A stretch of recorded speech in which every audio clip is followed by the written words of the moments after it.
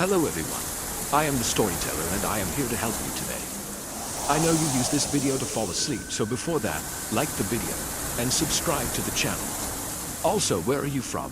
And what time are you watching? Now get comfortable and relax.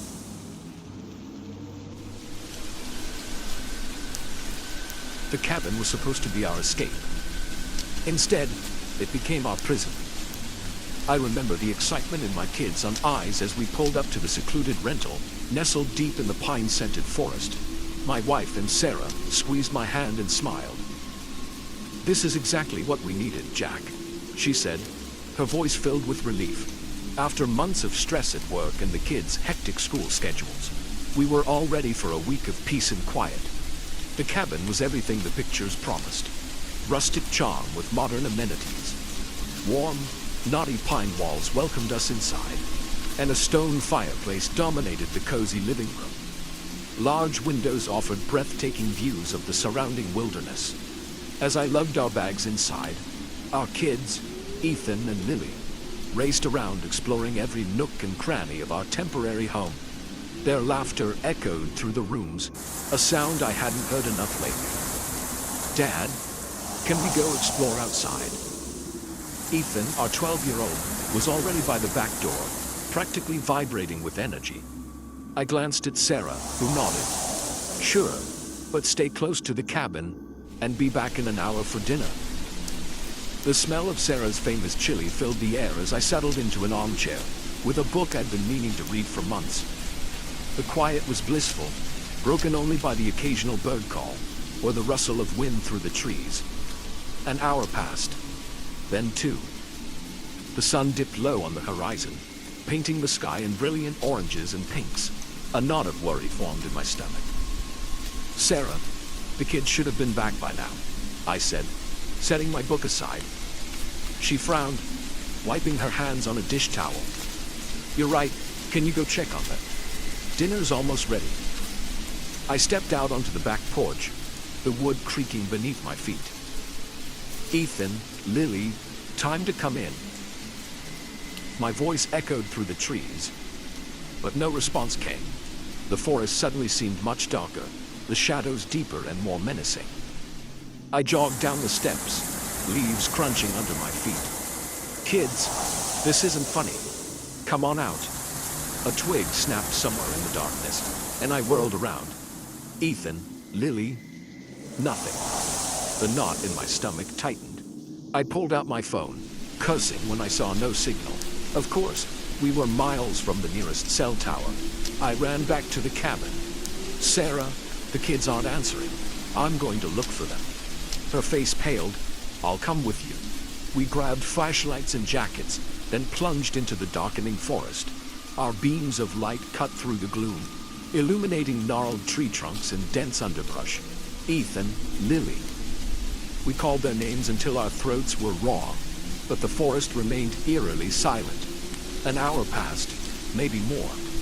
We'd wandered far from the cabin, and a chill seeped into my bones that had nothing to do with the cooling night air. "Jack," Sarah's voice quavered. "What if—" "No," I cut her off. "They're fine. They have to be." A rustling in the bushes nearby made us both freeze. Our flashlight beams converged on the spot, and for a moment, I could have sworn I saw a pair of eyes reflecting the light. But then, nothing. "Did you see that?" Sarah whispered. I nodded, my mouth dry. "Let's head back to the cabin. Maybe they returned while we were out here." We retraced our steps, but the trees all looked the same in the darkness. My heart pounded in my chest as I realized we were lost. "Jack," Sarah's voice was tight with fear. "Where's the cabin?" Before I could answer, a blood-curdling scream pierced the night. It was Lily's voice. We ran towards the sound, branches whipping at our faces. Another scream, closer this time. Then Ethan's voice. "Dad, Mom, help." We burst into a small clearing, our flashlights illuminating a scene from a nightmare. Ethan and Lily huddled together at the base of a massive oak tree, their eyes wide with terror, and surrounding them, closing in, were shapes. Dark, hunched figures that seemed to melt into the shadows. "Get away from them," I yelled, charging forward. The shapes retreated into the darkness, but I could still feel their presence, watching us from just beyond the reach of our lights. I scooped Lily into my arms while Sarah grabbed Ethan's hand. "Are you okay? What happened?" Lily buried her face in my shoulder, sobbing.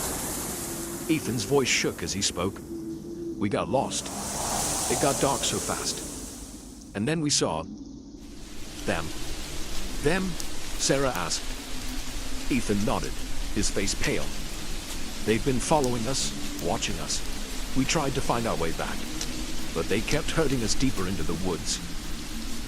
A twig snapped nearby, and we all jumped. "We need to get back to the cabin," I said. "Now." We stumbled through the forest, the children between us. Every shadow seemed to move, every rustle of leaves a potential threat. The shapes kept pace with us, always just out of sight but undeniably there. After what felt like hours, we finally saw the warm glow of the cabin's porch light through the trees. We ran the last 100 yards, not stopping until we were inside with the door locked behind us. Sarah immediately checked the kids for injuries while I made sure every window and door was secure. As I drew the curtains in the living room, I caught a glimpse of something moving at the edge of the trees.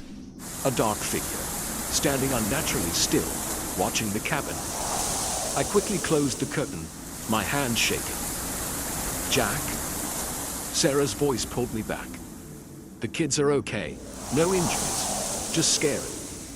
I nodded, trying to keep my voice steady. "Good. That's good." We settled the kids on the couch, wrapping them in blankets. Ethan's eyes darted to every window, while Lily clung to her mother, whimpering softly. "What were those things?" Sarah whispered to me. I shook my head. "I don't know, but we're safe now. We'll leave first thing in the morning." A loud thump on the roof made us all jump, then another, and another. It sounded like something or multiple somethings were walking around up there. Lily started crying again, and Ethan's face went even paler. "They found us," he whispered. I grabbed the fireplace poker, holding it like a weapon. "Sarah, take the kids to the bedroom, lock the door, and don't come out until I say it's safe." She nodded, ushering the children down the hallway. I heard the click of the lock and took a deep breath, trying to steady my nerves. The thumps on the roof continued, now accompanied by scratching sounds at the windows. I moved from room to room, checking each one, the poker gripped tightly in my sweating hands. In the kitchen, a window shattered. I ran in just in time to see a dark, spindly arm reaching through the broken glass. Without thinking, I swung the poker, connecting with something solid. There was an inhuman shriek, and the arm withdrew. More windows broke, shadows moved just outside, their forms indistinct but unmistakably not human. I ran from room to room, swinging the poker at anything that tried to get in, my heart pounding so hard I thought it might burst. The assault seemed to last for hours. By the time the sun began to rise, every window in the cabin was broken. The floors were covered in glass and leaves blown in by the wind, but somehow, miraculously, nothing had gotten inside. As the first rays of sunlight filtered through the trees, the attack stopped. I cautiously approached a window, peering out into the forest. Nothing moved. The woods looked peaceful, innocent in the morning light. I unlocked the bedroom door. Sarah and the kids were huddled together on the bed, their eyes wide and fearful. "Is it over?" Sarah asked. I nodded, exhausted. "I think so. Come on, we're leaving. Now." We threw our belongings haphazardly into our bags and ran to the car. As I started the engine, I looked back at the cabin one last time. For a moment, I thought I saw a face in one of the broken windows, pale, elongated, with two large eyes. But then we were driving away, tires kicking up gravel. We didn't speak much on the long drive home, each lost in our own thoughts. The kids fell asleep in the back seat, the ordeal finally catching up with them. Sarah reached over and squeezed my hand. "What do we tell people?"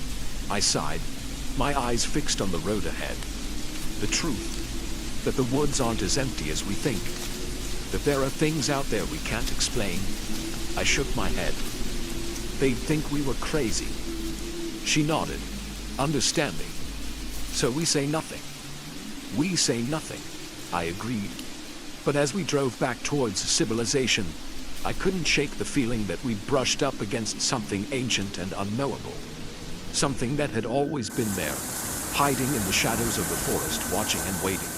And I knew, with a certainty that chilled me to my core, that our quiet family vacation had changed us forever. The woods may be behind us, but the memory of those dark shapes, those inhuman eyes, would haunt us for the rest of our lives. The cabin was supposed to be our escape. Instead, it showed us a world we were never meant to see. A world that, try as we might, we could never unsee. The silver tray gleamed in the dim hallway light, but its contents made my blood run cold. I never ordered room service, especially not this. I'd checked into the Blackwood Hotel earlier that evening, exhausted from a long day of meetings. The lobby was grand, all polished marble and crystal chandeliers, but there was something off about it. Maybe it was the slightly faded carpet, or the way the receptionist's smile never quite reached her eyes. "Enjoy your stay, Miss Parker," she'd said, handing me the keycard. Was it my imagination, or did her fingers linger a moment too long? My room was on the 13th floor. Of course it was. I'm not usually superstitious, but as the elevator climbed, each floor number lighting up in sequence, I felt a growing sense of unease. The room itself was nice enough, spacious, with a king-sized bed and a view of the city skyline. I set my laptop on the desk, intending to get some work done before bed. That's when I noticed the first strange thing. A single red rose in a vase on the nightstand. I hadn't ordered flowers. I picked up the phone to call the front desk, but the line was dead. Odd. I reached for my cell phone instead, only to find I had no signal. Frustrating, but not entirely unusual in an old building like this. Shrugging it off, I decided to take a quick shower before diving into my work. The bathroom was all gleaming white tile and fluffy towels, but the mirror above the sink was slightly tarnished around the edges. As I turned on the shower, the pipes groaned ominously before sputtering to life. The hot water helped ease some of the tension from my shoulders, but I couldn't shake the feeling that something was off. I tried to rationalize it. New place, long day, too much coffee. But the nagging sensation persisted. Wrapped in a plush hotel robe, I settled at the desk and opened my laptop. The Wi-Fi was painfully slow, each page taking ages to load. I was in the middle of answering an email when I heard it, a soft knock at the door. I froze, fingers hovering over the keyboard. It was nearly midnight. Who could be knocking? "Room service," a muffled voice called out, my brow furrowed. I hadn't ordered anything. "I'm sorry, there must be some mistake," I called back. "I didn't order room service." Silence. Then another knock, more insistent this time. Sighing, I got up and approached the door. The peephole showed an empty hallway. Great, I thought, some kid playing pranks. But when I opened the door, I found myself face to face with a silver tray. And that's where I am now, staring at its contents with growing horror. Because on that tray is a collection of items that have no business being here. A worn teddy bear I'd lost when I was 8, a mixtape an ex-boyfriend made for me in college, a pair of earrings my grandmother left me in her will, earrings that should be locked away in my apartment back home. My hands shake as I lift the tray and bring it into the room.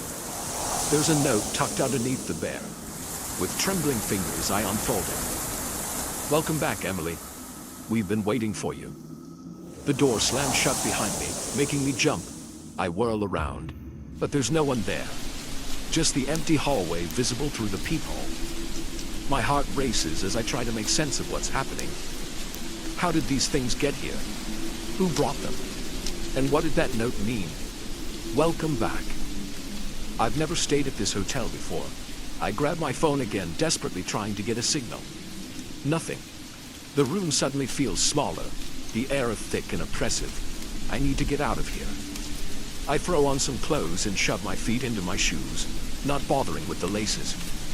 As I reach for the door handle, the lights flicker once, twice, and then go out completely. For a moment, I'm plunged into total darkness.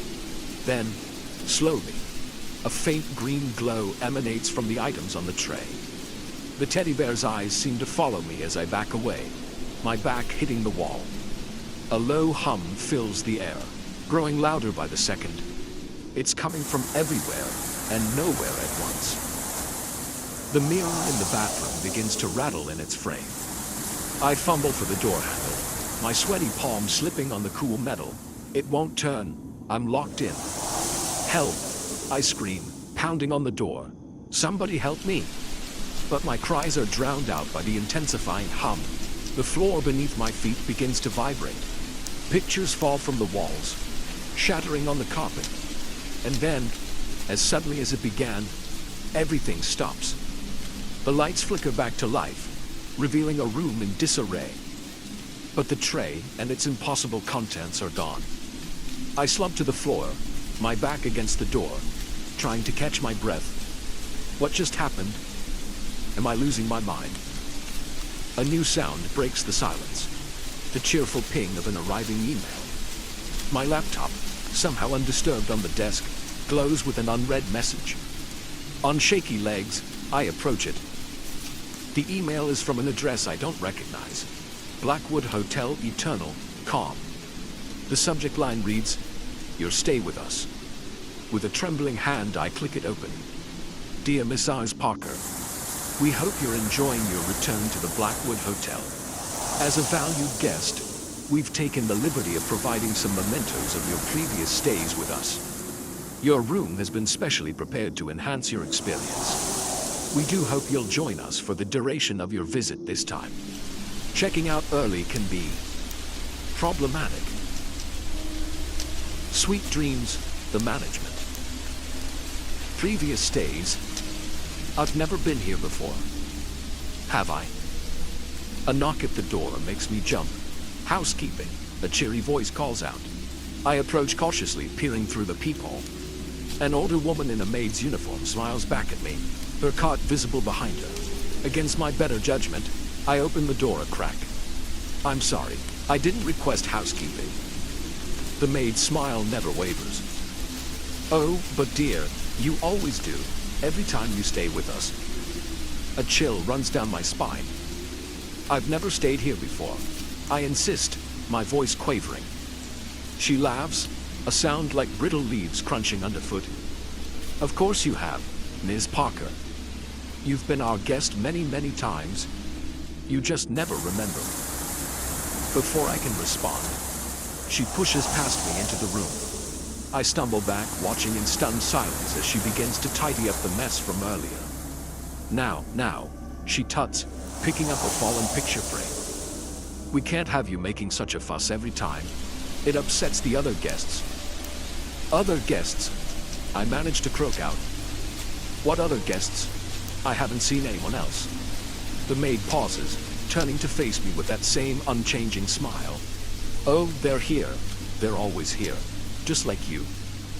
She resumes her cleaning, humming softly to herself. I watch, paralyzed, as she moves around the room with practiced efficiency. When she's done, it's as if nothing had ever happened. The room is pristine, every item in its place. There we are, she says, satisfied. All better now. You should get some rest, dear. Tomorrow is always a big day here at the Blackwood. As she wheels her cart towards the door, a thought strikes me. Wait, I call out. What did you mean? I never remember. What's going on here? The maid pauses in the doorway, her back to me. When she speaks, her voice has lost its cheery tone, replaced by something ancient and cold. Time works differently here, Ms. Parker. For some, it's a moment. For others, an eternity. But for you, well, you're special. You keep coming back, over and over. Always forgetting, always reliving. It's quite fascinating, really. She turns to face me, and I gasp. Her eyes are completely black, like empty voids. Sleep now, she says softly. When you wake, it will all begin again. And who knows, maybe this time, you'll finally remember. The door closes behind her with a soft click. I rush to open it, but it's locked once more. The room spins around me as a wave of dizziness hits. I stumble to the bed, my limbs suddenly heavy. As my eyes close against my will, the last thing I see is the vase on the nightstand. A fresh red rose has appeared, its petals gleaming in the low light. In the morning, I'll wake up in my own bed, in my own apartment. I'll go about my day, attend my meetings, and eventually check into the Blackwood Hotel, tired from a long day of travel. The receptionist will smile, not quite reaching her eyes, and say, "Enjoy your stay, Mrs. Parker." And it will all begin again.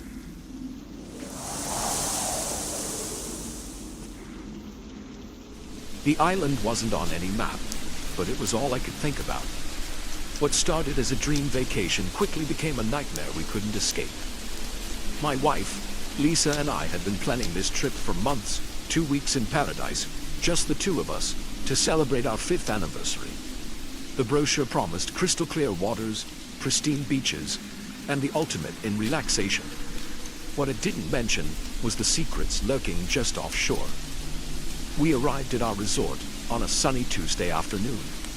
The view from our beachfront bungalow was breathtaking, an endless expanse of turquoise water stretching to the horizon. That first evening, as we sipped cocktails on our private deck, I noticed a small, dark shape in the distance. "Hey, Lisa," I said, pointing. "Is that an island out there?" She squinted, following my gaze. "Huh, I don't remember seeing that on the map. Maybe it's just a shadow." But it wasn't a shadow.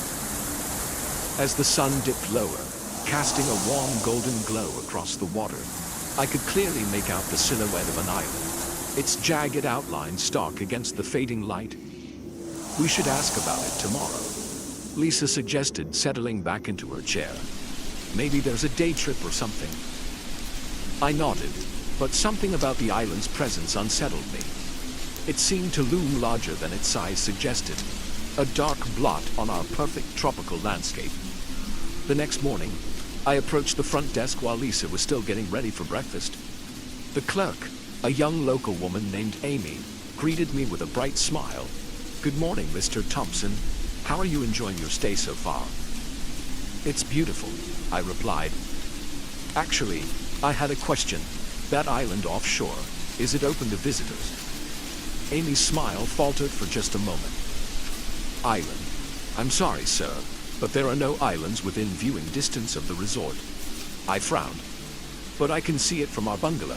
It's right there, maybe a few miles out." She shook her head, her expression now carefully neutral.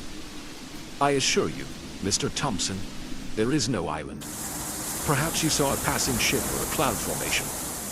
I wanted to argue, but something in her tone made me hold back. Instead, I thanked her and walked away, more confused than ever. Over breakfast, I told Lisa about the strange conversation. She looked concerned. "That's weird," she said, stirring her coffee absently. "Why would she deny it? We can both clearly see it."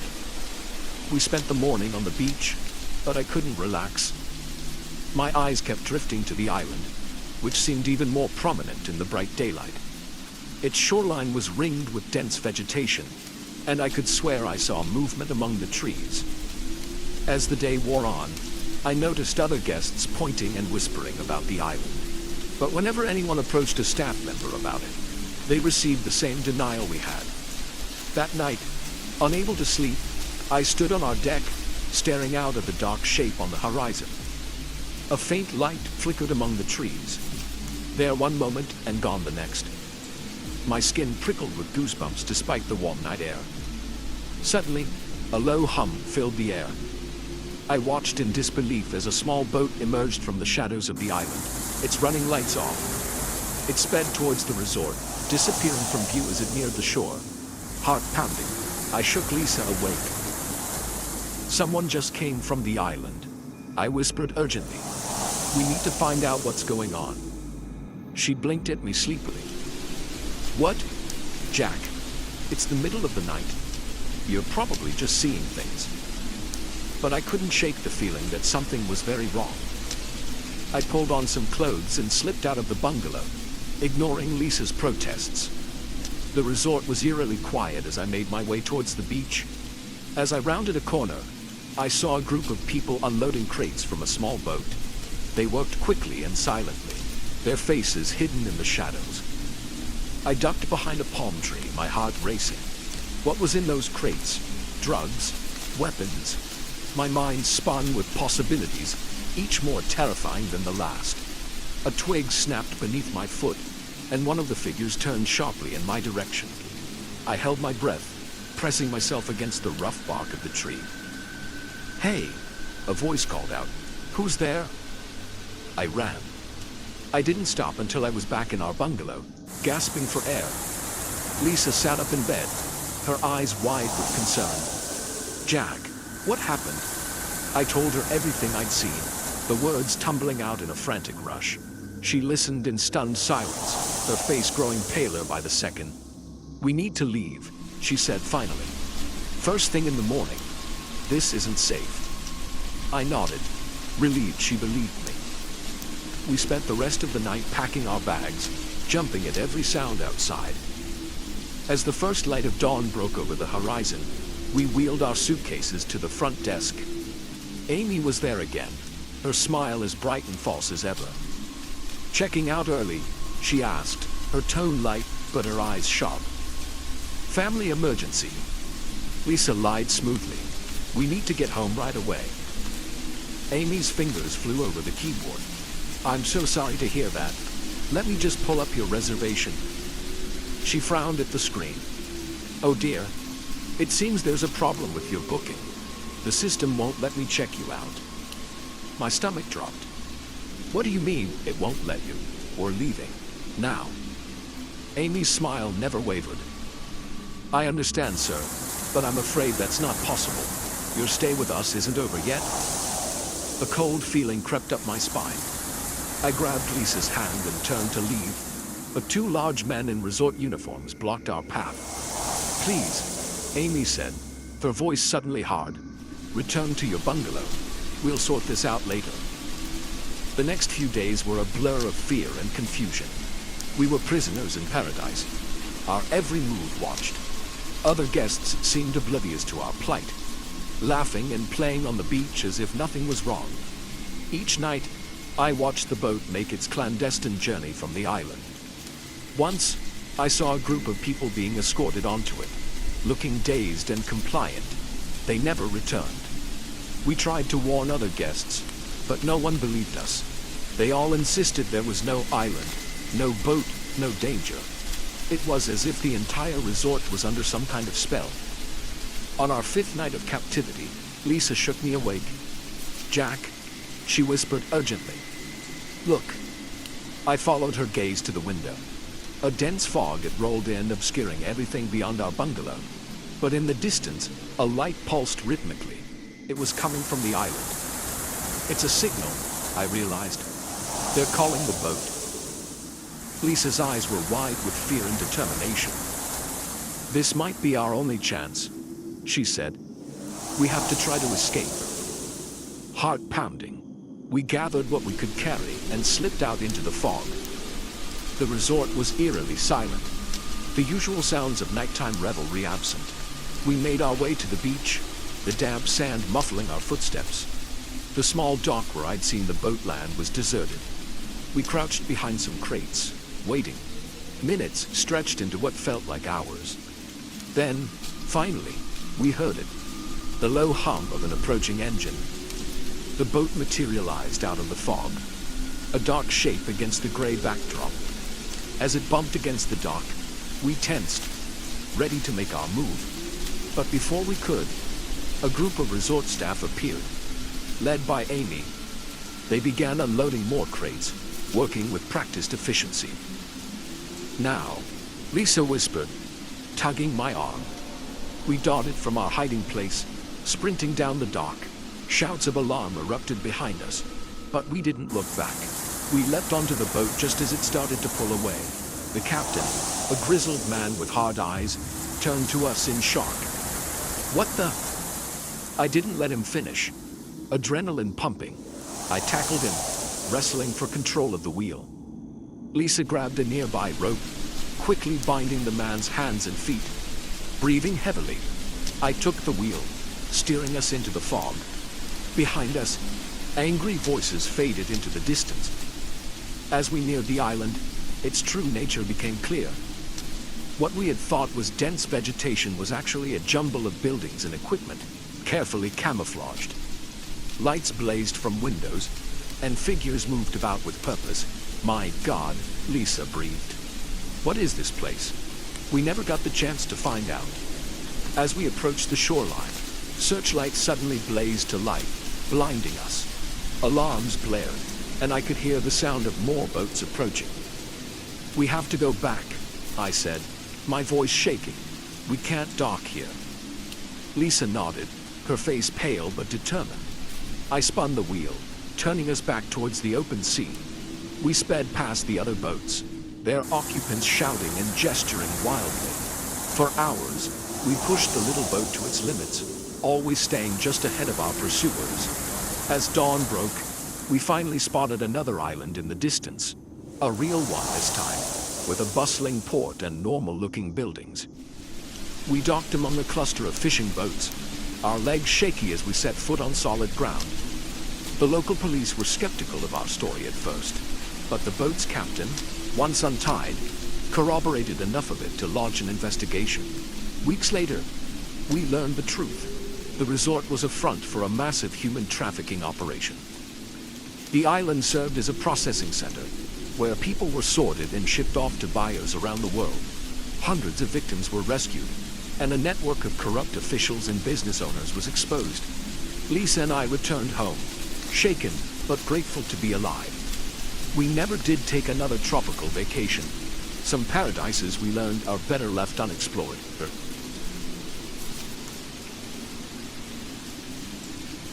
I never thought a smile could be so terrifying until I met Mrs. Anderson.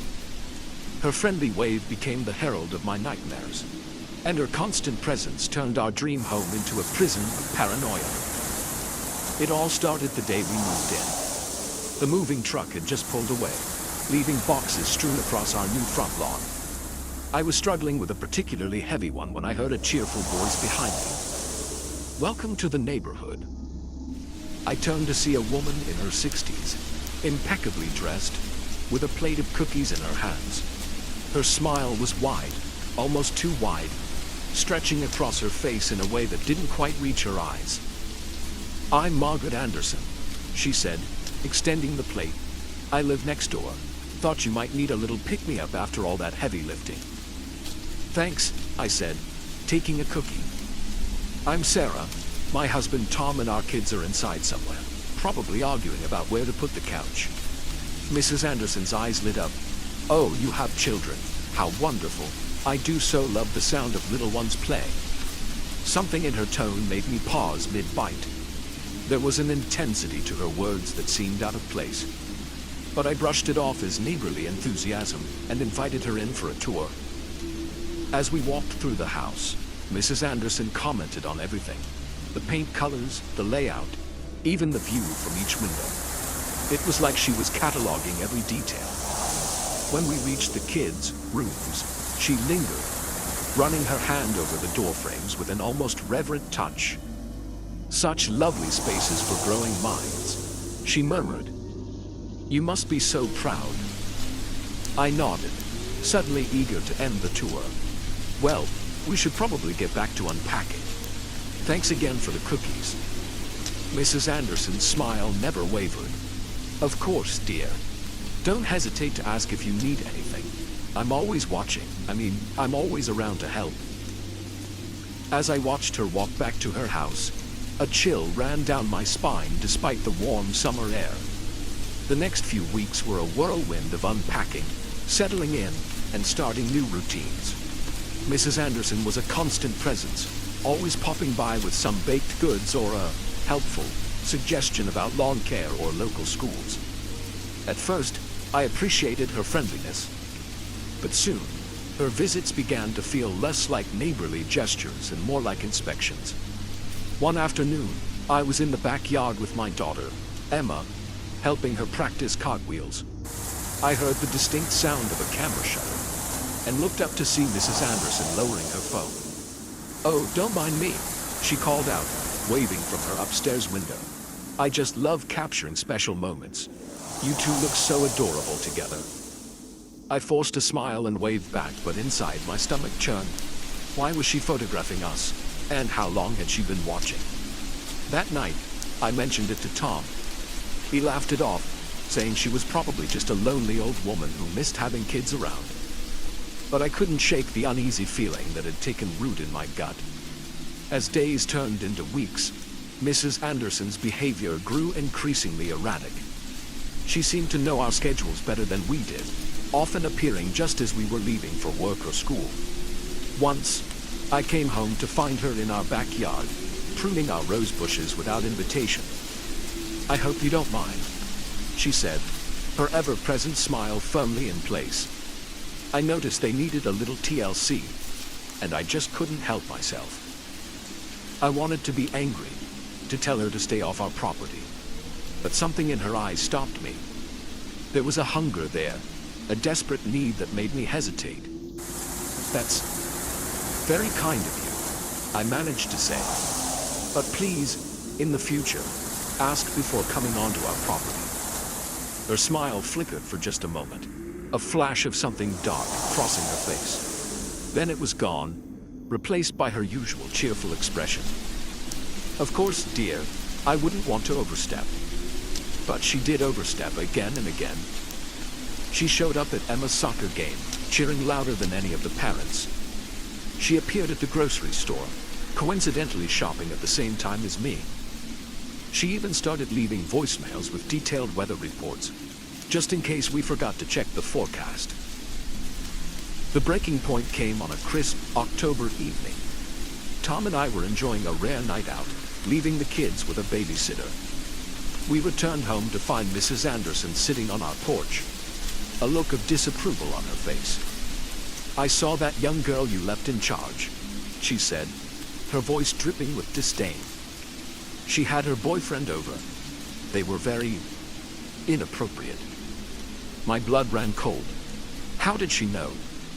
Had she been watching our house the entire time we were gone? Tom, usually the calm one, finally snapped. "Mrs. Anderson, this has to stop. You can't keep spying on us.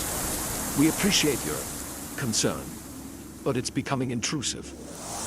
For a moment, Mrs. Anderson's facade cracked. Her smile vanished, replaced by a look of such raw pain and loneliness that I almost felt sorry for her. Almost. "I'm just trying to help," she whispered. "To keep you safe. To be part of." She trailed off, her eyes filling with tears. Tom softened slightly. "We understand you might be lonely, but this isn't the way to make friends. You need to respect our privacy." Mrs. Anderson stood up slowly, her shoulders hunched. "You don't understand," she said, her voice suddenly cold. "None of you ever understand." She walked away, disappearing into the darkness of her own home. Tom and I exchanged worried glances before hurrying inside to check on the kids. The next morning, Mrs. Anderson's house was quiet. No lights, no movement. Days passed, and we saw no sign of her. Part of me was relieved, but another part worried. Had we been too harsh? A week later, a police car pulled up in front of her house. Curious, I wandered over to where a small group of neighbors had gathered. "What's going on?" I asked. A woman I recognized from down the street leaned in, her voice low.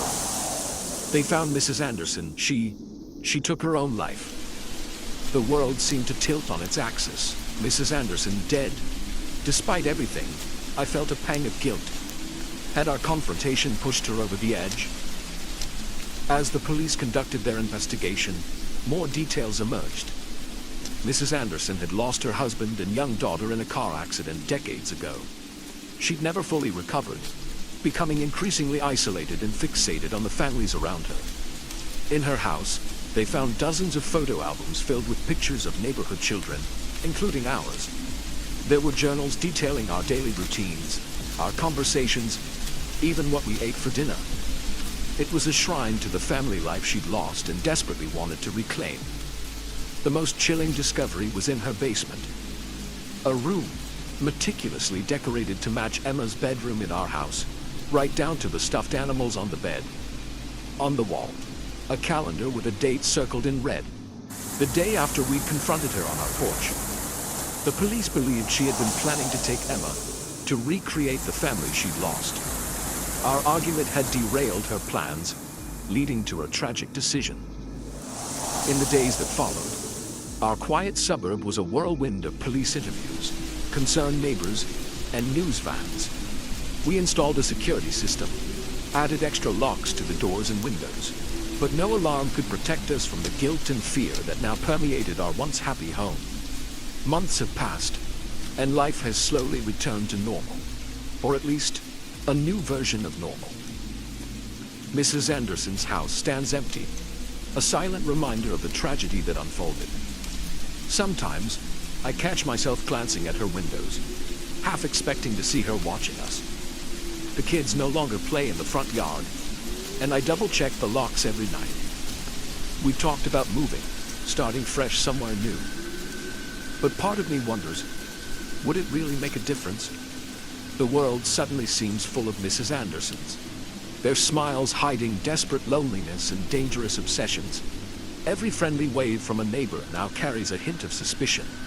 Every act of kindness is scrutinized for ulterior motives. Our dream home has become a fortress, and trust feels like a luxury we can no longer afford. As I sit on our porch, watching the sunset over our quiet street, I can't help but think about Mrs. Anderson, about the pain she must have carried for so long, and the desperation that drove her to such extremes.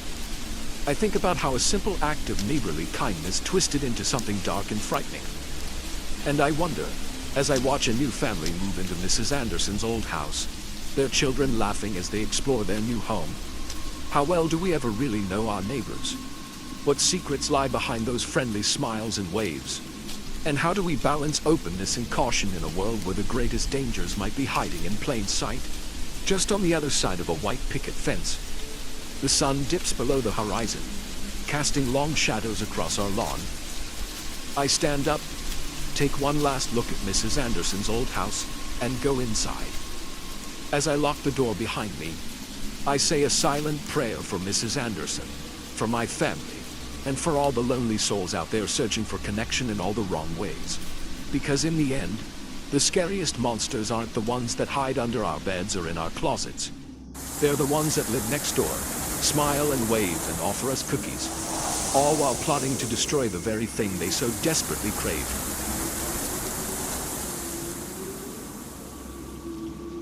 The chairlift jerked to a halt, leaving us dangling over the abyss. As the icy wind whipped around us, I realized our dream ski vacation had just become a nightmare. It was supposed to be the perfect family getaway. My wife, Karen, and our two kids, Ethan, 14, and Lily, 10, had been looking forward to this trip to Aspen for months. I'd splurged on a fancy ski resort, determined to make up for all the weekends I'd missed due to work. The first couple of days were great. The slopes were pristine, the hot chocolate was rich, and the laughter of my family echoed through our cozy chalet. But on the third day, things started to go wrong. It began with little things. Ethan's ski bindings mysteriously came loose during a run, sending him tumbling. Lily's brand new goggles disappeared from our locker. Karen's favorite gloves went missing. Must be gremlins, I joked, trying to lighten the mood.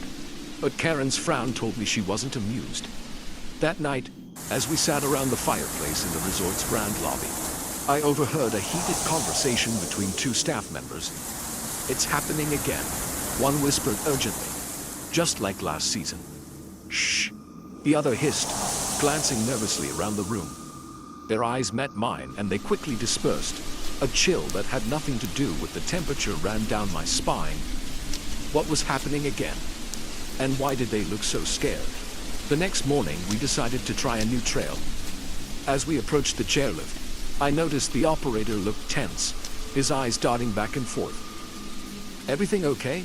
I asked as we prepared to board. He plastered on a smile that didn't reach his eyes. "Of course, sir. Enjoy your ride." We were about halfway up the mountain when the lift shuddered to a stop. At first, we thought it was just a momentary pause. These things happen, right? But as minutes ticked by, a sense of unease settled over us. "Dad, I'm cold," Lily whimpered, huddling closer to Karen. "It's okay, sweetie," I reassured her, even as doubt gnawed at my gut. "They'll get us moving soon." But they didn't. The wind picked up, howling around us like a hungry beast. Snow began to fall, thick flakes obscuring our view of the resort below. After what felt like hours, we heard a crackle from the speakers attached to the lift tower. "Attention passengers," a voice announced, tension evident even through the static. "We are experiencing technical difficulties. Please remain calm. Our team is working to resolve the issue." Technical difficulties, Ethan scoffed. More like someone's messing with us. I wanted to dismiss his comment, but after the strange occurrences of the past few days, I wasn't so sure. As darkness fell, the temperature plummeted. We huddled together, sharing what little warmth we could. Lily had long since stopped complaining, her silence more worrying than her earlier whimpers. Suddenly, a scream pierced the night, coming from further up the mountain. Karen grabbed my arm, her fingers digging in painfully. "What was that?" she whispered, her breath visible in the frigid air. Before I could respond, we heard it again, a horrifying shriek that seemed to echo off the surrounding peaks. It was followed by a series of loud cracks and a rumbling that shook our lift chair. "Avalanche," I breathed, my heart racing. But it didn't sound quite right. The rumbling was too rhythmic, almost like footsteps. A massive shape loomed out of the darkness, moving with impossible speed for its size. It was vaguely humanoid but grotesquely misshapen, with limbs that seemed too long and a head that was little more than a gaping maw.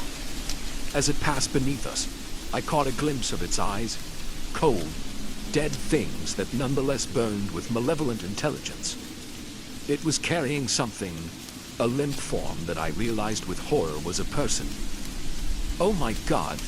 Karen gasped, clapping a hand over her mouth. The creature paused, its head swiveling in our direction. For a heart-stopping moment, I was sure it had heard us. But then it continued on, disappearing into the swirling snow. "Dad," Ethan's voice quavered, all teenage bravado gone.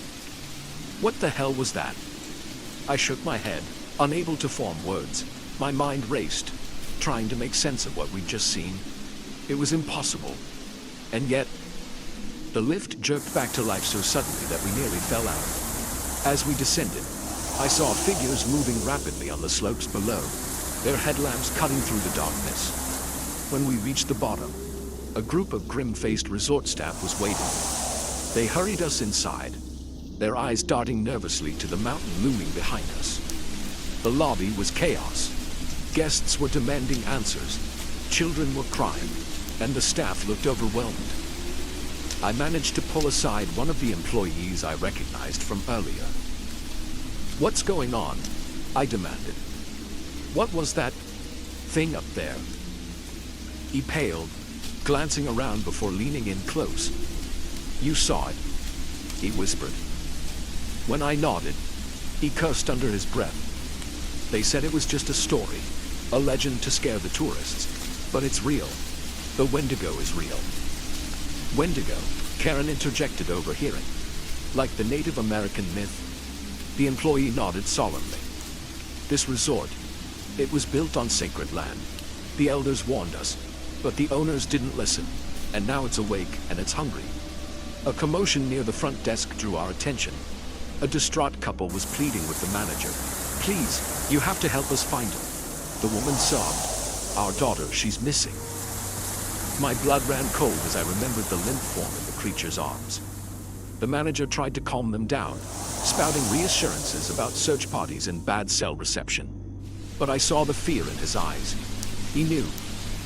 As the night wore on, more reports of missing guests trickled in. The staff grew increasingly frantic, huddling in corners and whispering urgently. I overheard snippets about containing the situation and calling in the experts. I gathered my family close, grateful beyond words that we were all safe. But the terror of what we'd witnessed hung over us like a shroud. Around midnight, a group of stern-looking men in dark suits arrived. They conferred briefly with the manager before addressing the crowd. "Ladies and gentlemen," one of them announced, his voice carrying an air of authority. "Due to unforeseen circumstances, we are evacuating the resort. Buses will arrive shortly to transport you to a safe location. Please gather your belongings and prepare to depart." A ripple of confusion and fear swept through the room. Evacuating. In the middle of the night, during a snowstorm. As we packed our things, I couldn't shake the feeling that we were fleeing from something far worse than bad weather. The image of that monstrous shape on the mountain haunted me, its hunger palpable even from a distance. The bus ride down the mountain was tense and silent. Lily had finally succumbed to exhaustion, sleeping fitfully in Karen's arms. Ethan stared out the window, his face pale and drawn. Just as we reached the base of the mountain, a bone-chilling howl echoed through the night. The bus driver accelerated, his knuckles white on the steering wheel. We were housed in a nearby town, the authorities citing an environmental hazard at the resort. But I saw the way they looked at us, the survivors. They knew we'd seen something we shouldn't have. In the days that followed, news reports trickled in. The resort was closed indefinitely. Search parties combed the mountain but found no trace of the missing guests. Experts were flown in to assess the situation. But late at night, when the wind howls just right, I swear I can still hear it. That terrible, hungry cry echoing across the peaks. And I know that somewhere up there, in the pristine snow and soaring pines, an ancient evil has awakened. An evil that no amount of luxury amenities or corporate cover-ups can contain. We never went skiing again after that. The mountains, once a source of exhilaration and beauty, now loom in my nightmares as dark sentinels hiding unimaginable horrors. And every winter, when the first snow falls, I find myself looking over my shoulder, half expecting to see a misshapen shadow, and those cold, dead eyes watching, waiting, hungry.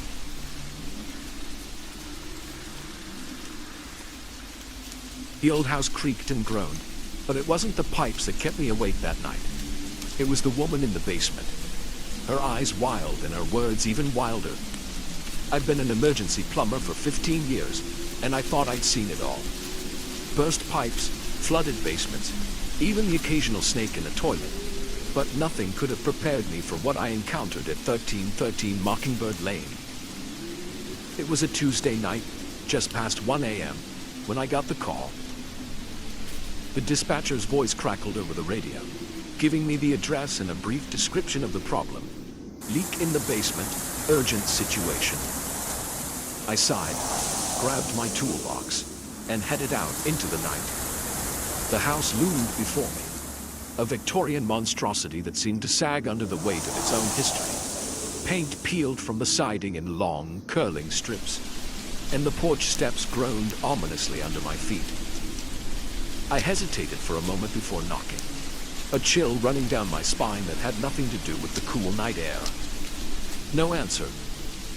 I knocked again, louder this time. Still nothing. Just as I was about to call it in as a no-show, the door creaked open of its own accord. "Hello," I called out, peering into the dimly lit foyer. "Emergency plumber. Anyone home?" Silence greeted me, broken only by the steady drip, drip, drip of water from somewhere deep within the house. Against my better judgment, I stepped inside. The interior was a mess of faded wallpaper and dusty antiques. A single bulb flickered weakly in the hallway. casting long shadows that seemed to move when I wasn't looking directly at them. The dripping sound grew louder as I made my way towards what I assumed was the basement door. As I reached for the handle, a voice drifted up from below, so faint I almost missed it. "Down here," it whispered, sending a shiver through me. "Please, help me." I hesitated, my hand hovering inches from the door. Every instinct screamed at me to turn around, to get out of this house and never look back. But I was here to do a job, and someone clearly needed help. Taking a deep breath, I opened the door and descended into the darkness. The basement was a cavern of shadows, lit only by the weak beam of my flashlight. Water glistened on the concrete floor, reflecting the light in eerie patterns. And there, huddled in the far corner, was a woman. She was older, maybe in her 60s, with wild gray hair and eyes that seemed too large for her face. Her clothes were soaked, clinging to her thin frame like a second skin. As my light fell on her, she blinked rapidly, like a creature unused to illumination. "Ma'am," I said, approaching cautiously, "I'm here about the leak. Are you all right?" She didn't answer directly, just kept muttering under her breath, her eyes darting around the room as if following invisible movements. As I got closer, I could make out some of her words. "They're coming. The walls are too thin. Can't keep them out much longer." A chill ran down my spine. This was way above my pay grade. I needed to fix the leak and get out of here, fast. I spotted the source of the problem quickly enough. A rusted pipe near the ceiling. Water spraying in a fine mist. As I set to work, the woman's muttering grew louder, more frantic. "You don't understand," she said, suddenly clear. "The water isn't the problem. It's what's in the water." I tried to focus on my task, but her words wormed their way into my mind. "What do you mean, ma'am?" She crawled closer, her movements jerky and unnatural. "They use the pipes, you see, to get in, to whisper their secrets. But I've been listening. Oh yes, I've been listening for years." My hands shook as I tightened the last bolt. The leak slowed to a trickle, then stopped altogether. In the sudden silence, the woman's breathing seemed unnaturally loud. "There," I said, forcing a smile. "All fixed. Now, is there someone I can call for you? Family, maybe?" She laughed, a high, brittle sound that set my teeth on edge. "Family? Oh no, dear boy. They're long gone. Taken, you see. But I outsmarted them. I'm the only one left." I backed away slowly, my toolbox clutched to my chest like a shield. "Right. Well, if you're sure you're okay, I'll just be going then." As I turned to leave, her hand shot out, gripping my ankle with surprising strength. "Wait," she cried. "You have to listen. You have to understand." I tried to pull away, but her grip was like iron.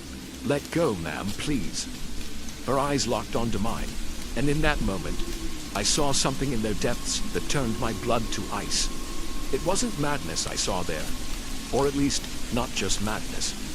It was knowledge, terrible, burdensome knowledge that no human was meant to possess.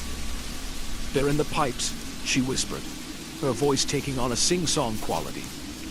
"In the walls, in the very air we breathe, watching, waiting. And now that you've fixed the leak, you've opened the door for them." A low rumble filled the air, like distant thunder. But the sky had been clear when I arrived. The woman's grip tightened, her nails digging into my skin. "Do you hear them?" she asked, a manic grin spreading across her face. "They're coming, and this time, they're coming for you." With a burst of panic-fueled strength, I wrenched my leg free and bolted for the stairs. Behind me, the woman's laughter echoed off the damp walls, rising to a hysterical pitch. I took the steps two at a time, my heart pounding in my chest. As I reached the top, a gust of wind slammed the basement door shut, plunging me into darkness. I fumbled for the handle, my fingers slipping on the smooth metal. The rumbling grew louder, and I swore I could hear voices in it now, countless whispers layered over each other. speaking in languages I couldn't understand but that filled me with a primal dread. Finally, the door gave way, and I stumbled into the hallway. I didn't stop running until I was out of the house and in my truck, my hands shaking so badly I could barely get the key in the ignition. As I peeled away from the curb, I glanced in my rearview mirror. The woman stood in the doorway, her pale face gleaming in the moonlight, and behind her, in the windows of the upper floors, I saw shapes moving, fluid, impossible shapes that hurt my eyes to look at. I drove through the night, not stopping until I was miles away, and the sun was peeking over the horizon. Only then did I pull over and try to make sense of what had happened. The logical part of my brain tried to rationalize it all away. The woman was clearly disturbed, and the rest was just my imagination running wild in a creepy old house. But deep down, I knew better.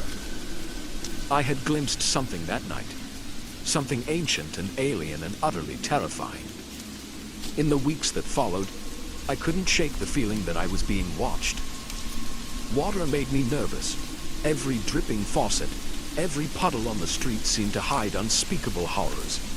I started taking showers instead of baths, and I never lingered long under the spray. I considered quitting my job, but the thought of someone else encountering what I had, someone unprepared, kept me at it. I became known as the guy you called for the weird jobs, the ones in the old houses that other plumbers avoided.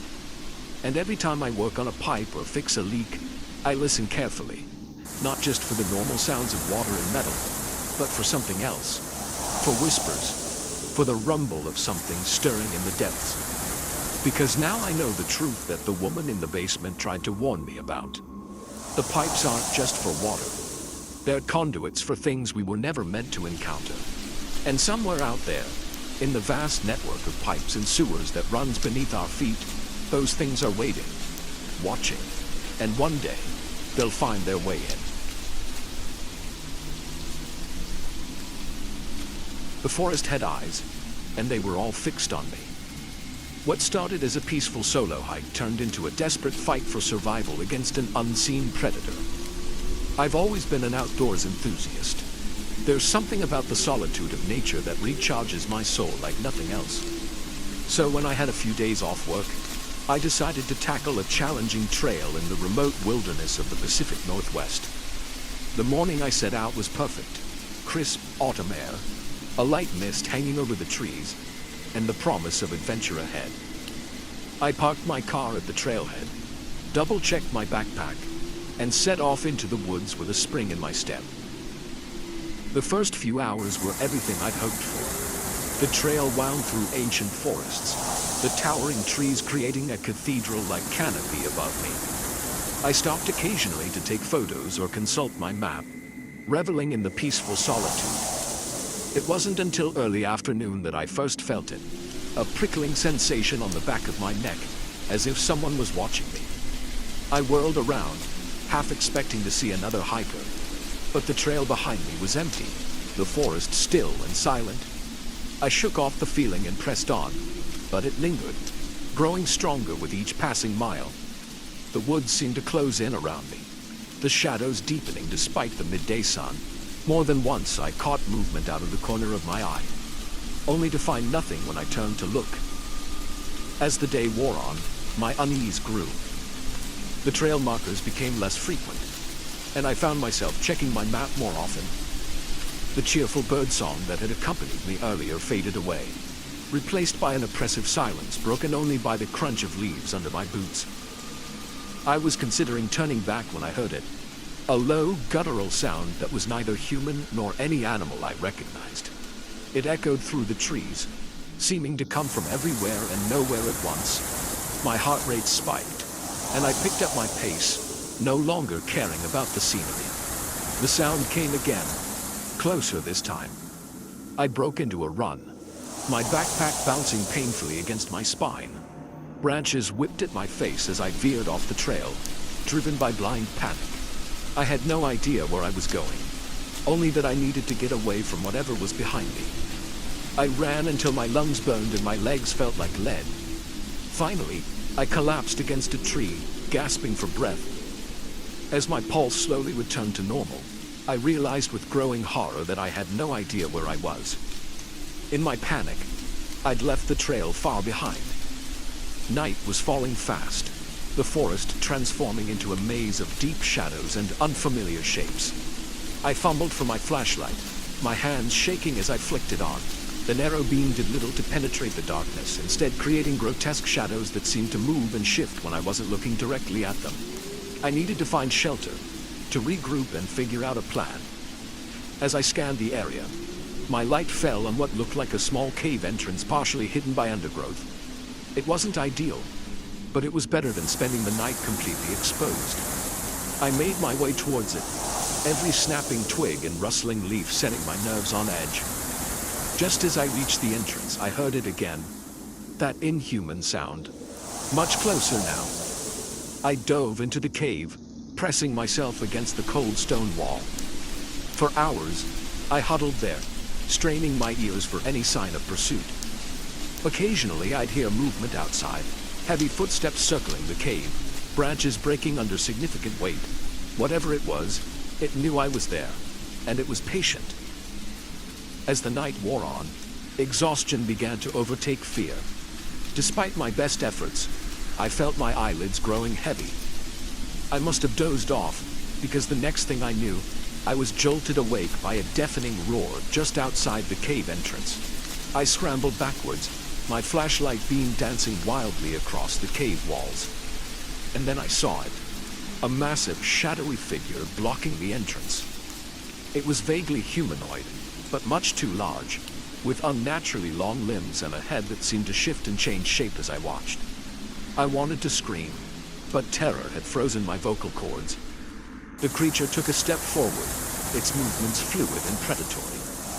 In the dim light, I caught a glimpse of its eyes, cold, black, and filled with an intelligence that was anything but animal.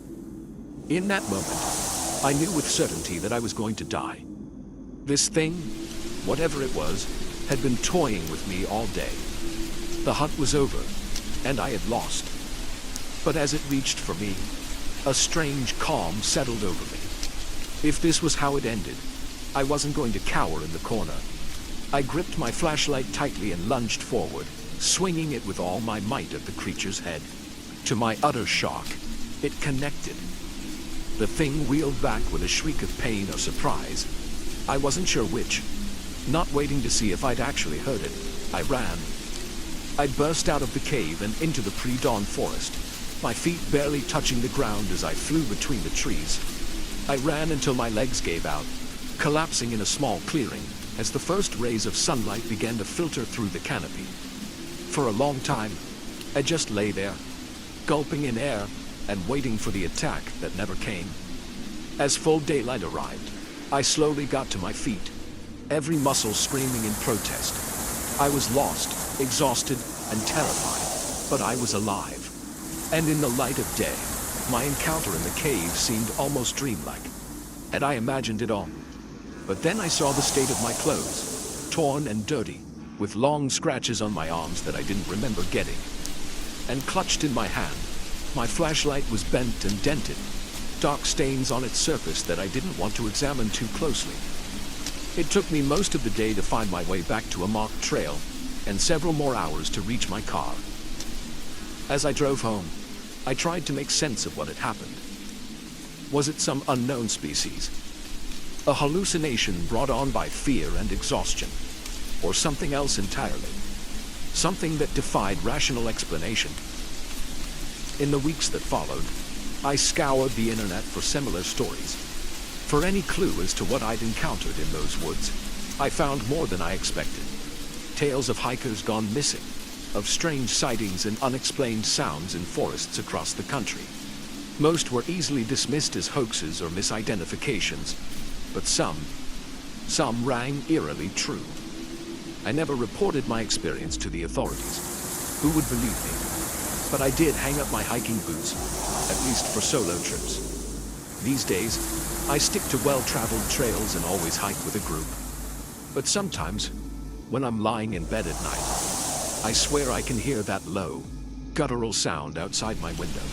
And I know, deep in my bones, that the thing from the forest is still out there, waiting, watching, and someday it might just come looking for me again.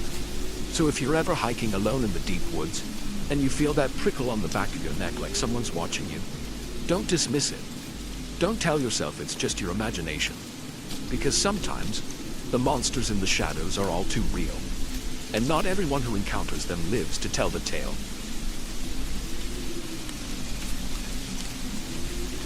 I never thought a kiss could taste like danger until I met him. What started as a harmless flirtation in our sleepy town quickly spiraled into a nightmare I couldn't escape. When Mark and I moved to Millbrook, we were full of hope.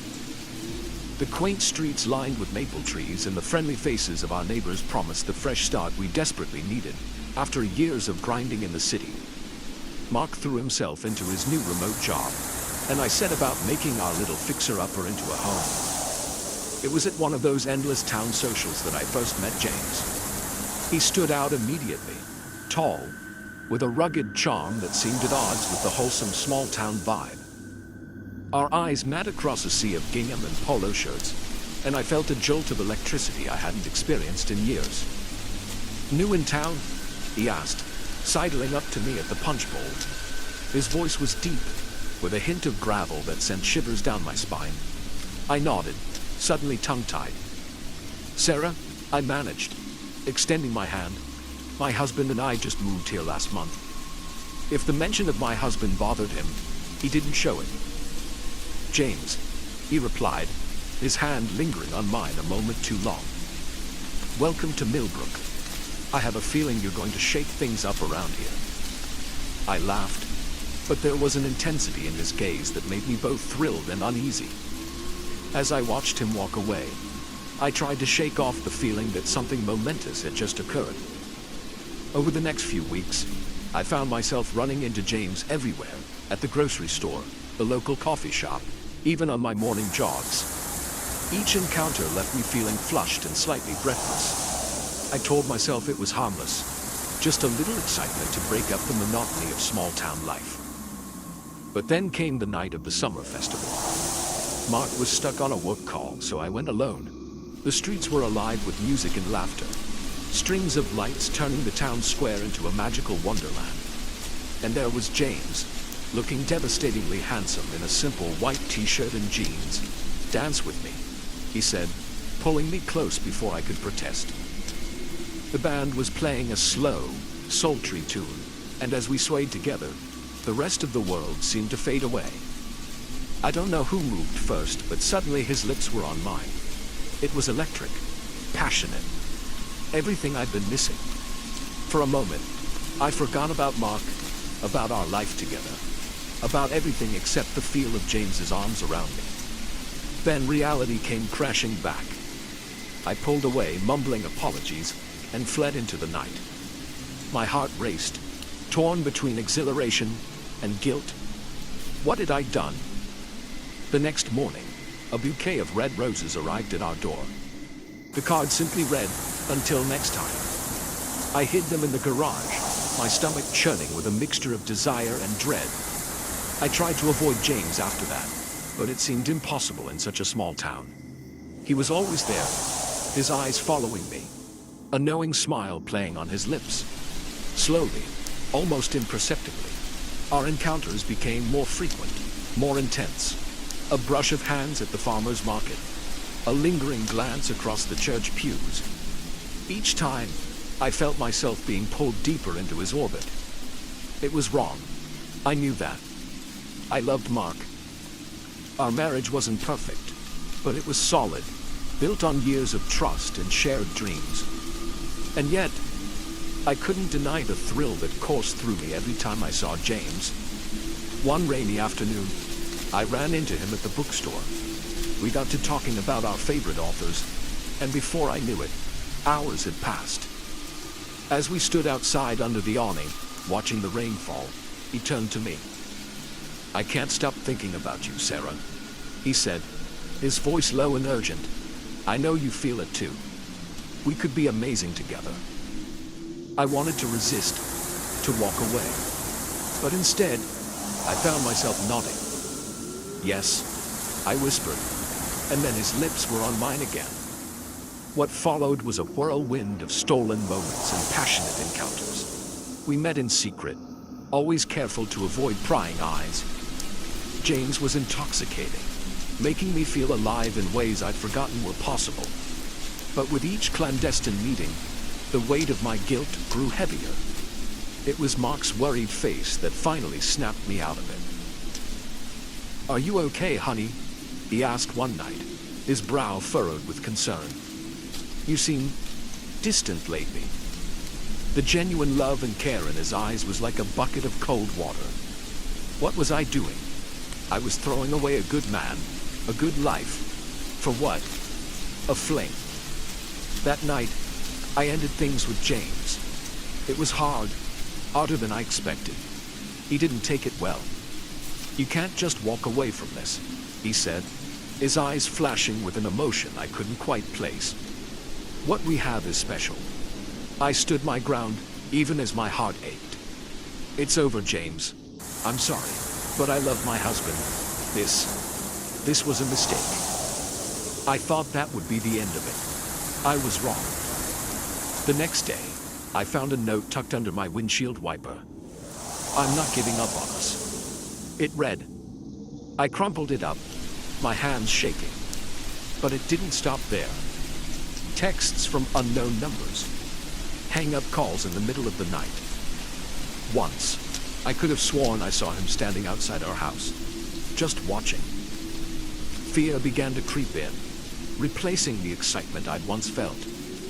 I changed my routines, always looking over my shoulder. But James seemed to be everywhere, his presence a constant looming threat. One night, I woke to the sound of breaking glass.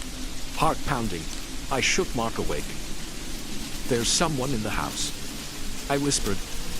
We crept downstairs, Mark armed with a baseball bat.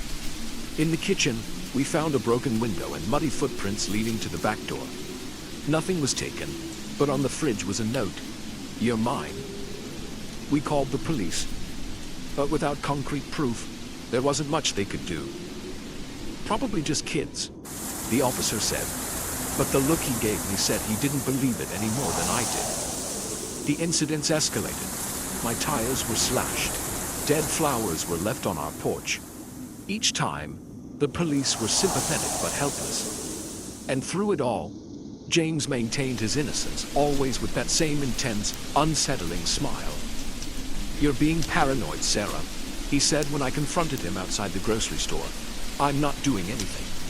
Maybe you're just feeling guilty about throwing away the best thing that ever happened to you." His words sent chills down my spine. There was a coldness in his eyes I'd never seen before. A glimpse of something dark and dangerous lurking beneath the charming exterior. I became a prisoner in my own home, jumping at every sound, afraid to go out alone. Mark was supportive, but I could see the strain it was putting on our marriage. The very thing I'd tried to protect by ending the affair was now being torn apart by its aftermath. It all came to a head on a stormy night in October. Mark was out of town for work, and I was home alone. The power went out, plunging the house into darkness. As I fumbled for candles, I heard a noise from upstairs, a creak of floorboards that shouldn't have been there. My blood ran cold. I knew, with a certainty that defied logic, that James was in the house. I grabbed my phone, but there was no signal, panic rising in my throat. I looked for a way out, but he was there, blocking the door, his silhouette illuminated by a flash of lightning.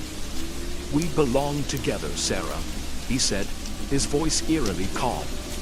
"I'm not letting you go." What followed was a nightmare of cat and mouse through the darkened house. I managed to evade him, locking myself in the bathroom. My heart pounding so hard I thought it might burst from my chest. As I heard him trying to break down the door, I realized with horrifying clarity the magnitude of my mistake. This man, whom I'd invited into my life with open arms, was now the greatest threat to my very existence. The sound of sirens cut through the storm. A neighbor, hearing the commotion, had called the police. James fled on, but the damage was done. My sense of safety, of trust, lay shattered like the windows he'd broken. In the aftermath, we moved away from Millbrook, away from the idyllic small town that had become a prison of fear. I spent months in therapy, working through the guilt, the fear, the sheer stupidity of my actions. James was eventually caught and arrested, not just for his harassment of me, but for similar behavior with other women in town. The charming exterior had hidden a deeply disturbed individual, a predator who had been playing this game for years. Mark and I are still together, working to rebuild what was almost lost. Some days are harder than others. Trust, once broken, is not easily repaired. But we're trying, and that has to count for something. As for me, I've learned a hard lesson about the dangers that can lurk behind a charming smile and the high price of a moment's weakness. Every day, I'm grateful for my second chance, and I live with the knowledge that things could have ended much, much worse. So if you ever find yourself tempted by the thrill of the forbidden, remember my story. Sometimes, the most dangerous predators are the ones we invite into our lives with open arms. And by the time we realize our mistake, it might be too late to escape. The library was supposed to be quiet, but the whispers I heard that night were anything but peaceful. What I discovered in that hidden room changed everything I thought I knew about reality. I've always been a night owl, which is why the graveyard shift at Miskatonic University's library suited me perfectly. The pay wasn't great, but the solitude gave me time to work on my thesis while keeping an eye on the occasionally rowdy student pulling an all-nighter. Plus, there was something comforting about being surrounded by all that knowledge, even if most of it gathered dust on rarely touched shelves. It was a Tuesday night, or a Wednesday morning, technically, when everything changed. The library was empty, save for a couple of grad students passed out in the far corner. I was making my usual rounds, reshelving books and straightening chairs, when I noticed something odd. A faint glow was coming from behind one of the bookshelves in the ancient history section. Now, I knew every inch of this library, and there definitely wasn't supposed to be any light source back there. Curiosity piqued. I made my way over, the soft carpet muffling my footsteps. As I got closer, I realized the light was seeping through a crack between the shelving unit and the wall. Had someone left a flashlight on? But no, the quality of the light was all wrong. It pulsed and shifted, casting eerie shadows that seemed to move of their own accord. I ran my hand along the edge of the bookshelf, feeling for anything out of place. To my surprise, my fingers caught on a small, hidden latch. With a soft click, the entire shelf swung outward like a door, revealing a narrow passageway beyond. My heart raced as I peered into the opening. This wasn't on any of the library floor plans I'd seen. The rational part of my brain said to close it up and call campus security. But a stronger, more primal part urged me forward. I'd always been too curious for my own good. Swallowing hard, I stepped into the passageway. The air was thick and musty, with an underlying scent I couldn't quite place. Something ancient and vaguely metallic. The walls were lined with rough stone, and the floor sloped gently downward. The strange, pulsing light grew stronger as I descended.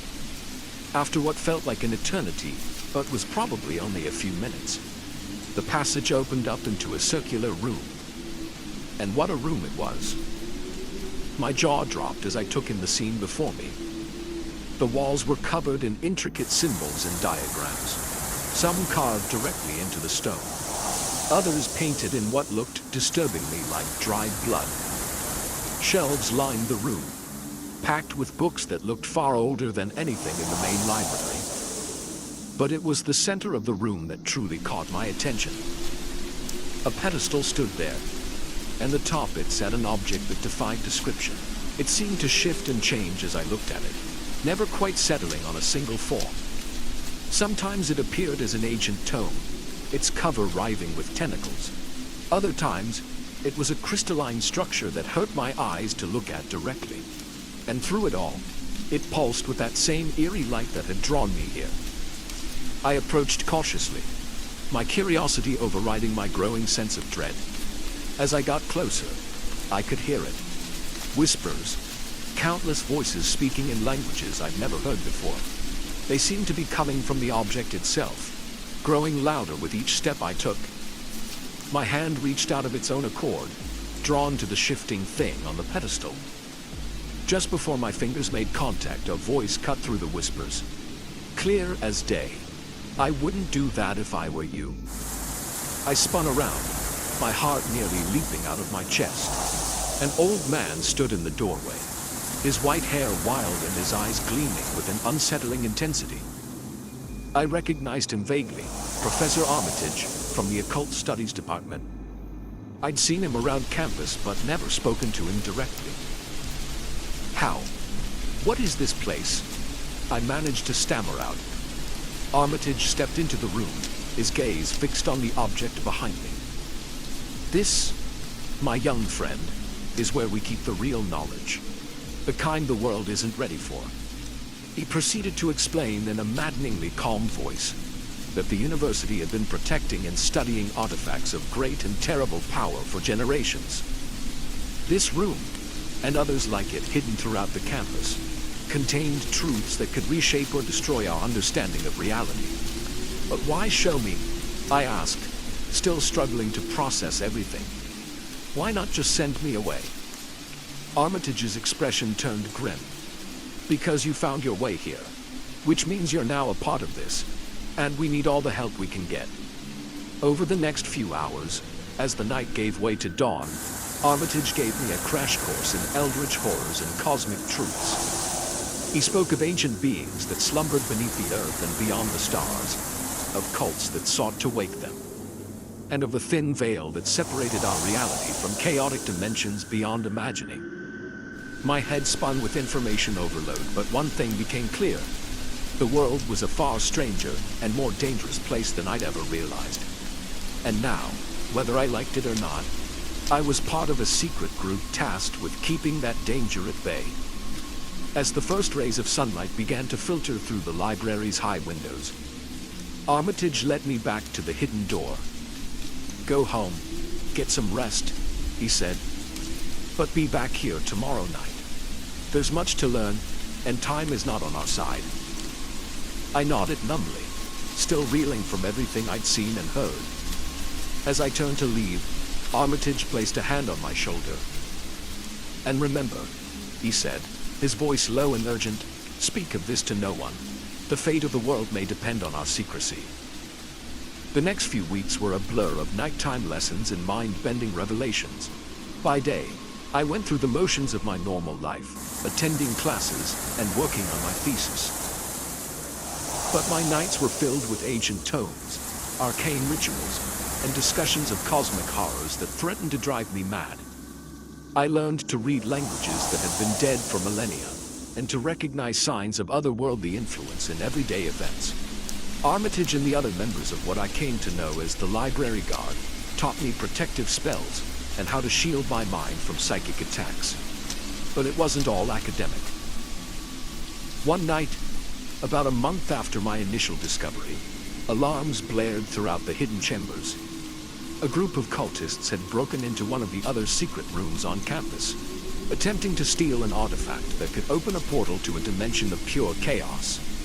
Heart pounding, I followed Armitage and the others as we raced across the moonlit campus. We arrived just in time to see the cultists completing a ritual, a swirling vortex of energy forming in the air before them. What followed was like something out of a nightmare. We fought not just against the cultists, but against tentacled horrors that began to squeeze through the forming portal. I found myself chanting spells I'd only recently learned, my voice joining with the others to create a barrier of pure will against the encroaching madness. In the end, we managed to close the portal and subdue the cultists. But the cost was high. 2 of our group lay dead, their minds shattered by what they'd seen. And I would never be the same. As we stood there, panting and shell-shocked in the aftermath, Armitage turned to me with a grim smile. "Still sure you want to be a part of this?" he asked. I looked around at the destruction, at the bodies of both allies and enemies, at the scorch marks on the walls where reality itself had begun to fray. And despite the terror still coursing through my veins, I knew there was only one answer. Someone has to do it, I said. If not us, then who? Armitage nodded, a mix of pride and sadness in his eyes. Welcome to the library guard, kid. The hours are hell, the pay is non-existent, and the retirement plan is probably an early grave or a padded cell. But we're the only thing standing between humanity and utter annihilation. As we made our way back to the library to clean up and debrief, I couldn't help but think about how much my life had changed in just a few short weeks. The quiet night security job I'd taken to help pay for grad school had turned into a frontline position in a secret war against cosmic horrors. I thought about the students peacefully sleeping in their dorms, the professors preparing lectures on mundane subjects, the world going about its business in blissful ignorance. And I realized that ignorance truly was bliss. But knowledge, terrible as it might be, was power. And we needed all the power we could get. So now, when you see me shelving books or shushing noisy students, know that there's more going on than meets the eye. The library is still quiet, but the whispers never truly stop. And in the hidden rooms beneath your feet, a battle rages to keep reality itself intact. Sweet dreams, and pray you never have to wake up to the truth I live with every day. The screams echoed through the forest, turning our peaceful camping trip into a waking nightmare. We thought we were alone in the wilderness, but something sinister was lurking in the shadows, waiting to make us its prey. It was supposed to be a fun weekend getaway. Just me and my 4 best friends from college, reuniting for our annual camping trip. We'd been doing this for years, ever since graduation, but this time we decided to try a new spot. Jake had heard about a secluded area deep in the national forest, far from the usual tourist trails. It'll be an adventure, he said. If only we'd known what kind of adventure we were in for. We arrived late Friday afternoon, the sun already dipping low behind the trees. The drive-in had been rough, our SUV bouncing along overgrown logging roads until we finally found a suitable clearing to set up camp. As we pitched our tents and gathered firewood, I couldn't shake a nagging feeling of unease. The forest seemed too quiet, the shadows between the trees too deep. Relax, Alex, Lisa said, noticing my tense expression. You're just not used to being this far from civilization. Enjoy the peace and quiet. I forced a smile and nodded, but the knot in my stomach refused to unwind. As night fell, we gathered around the campfire, passing around beers and swapping stories like we always did. Yet even as we laughed and reminisced, I found myself constantly glancing into the darkness beyond our little circle of light. It was close to midnight when we heard it.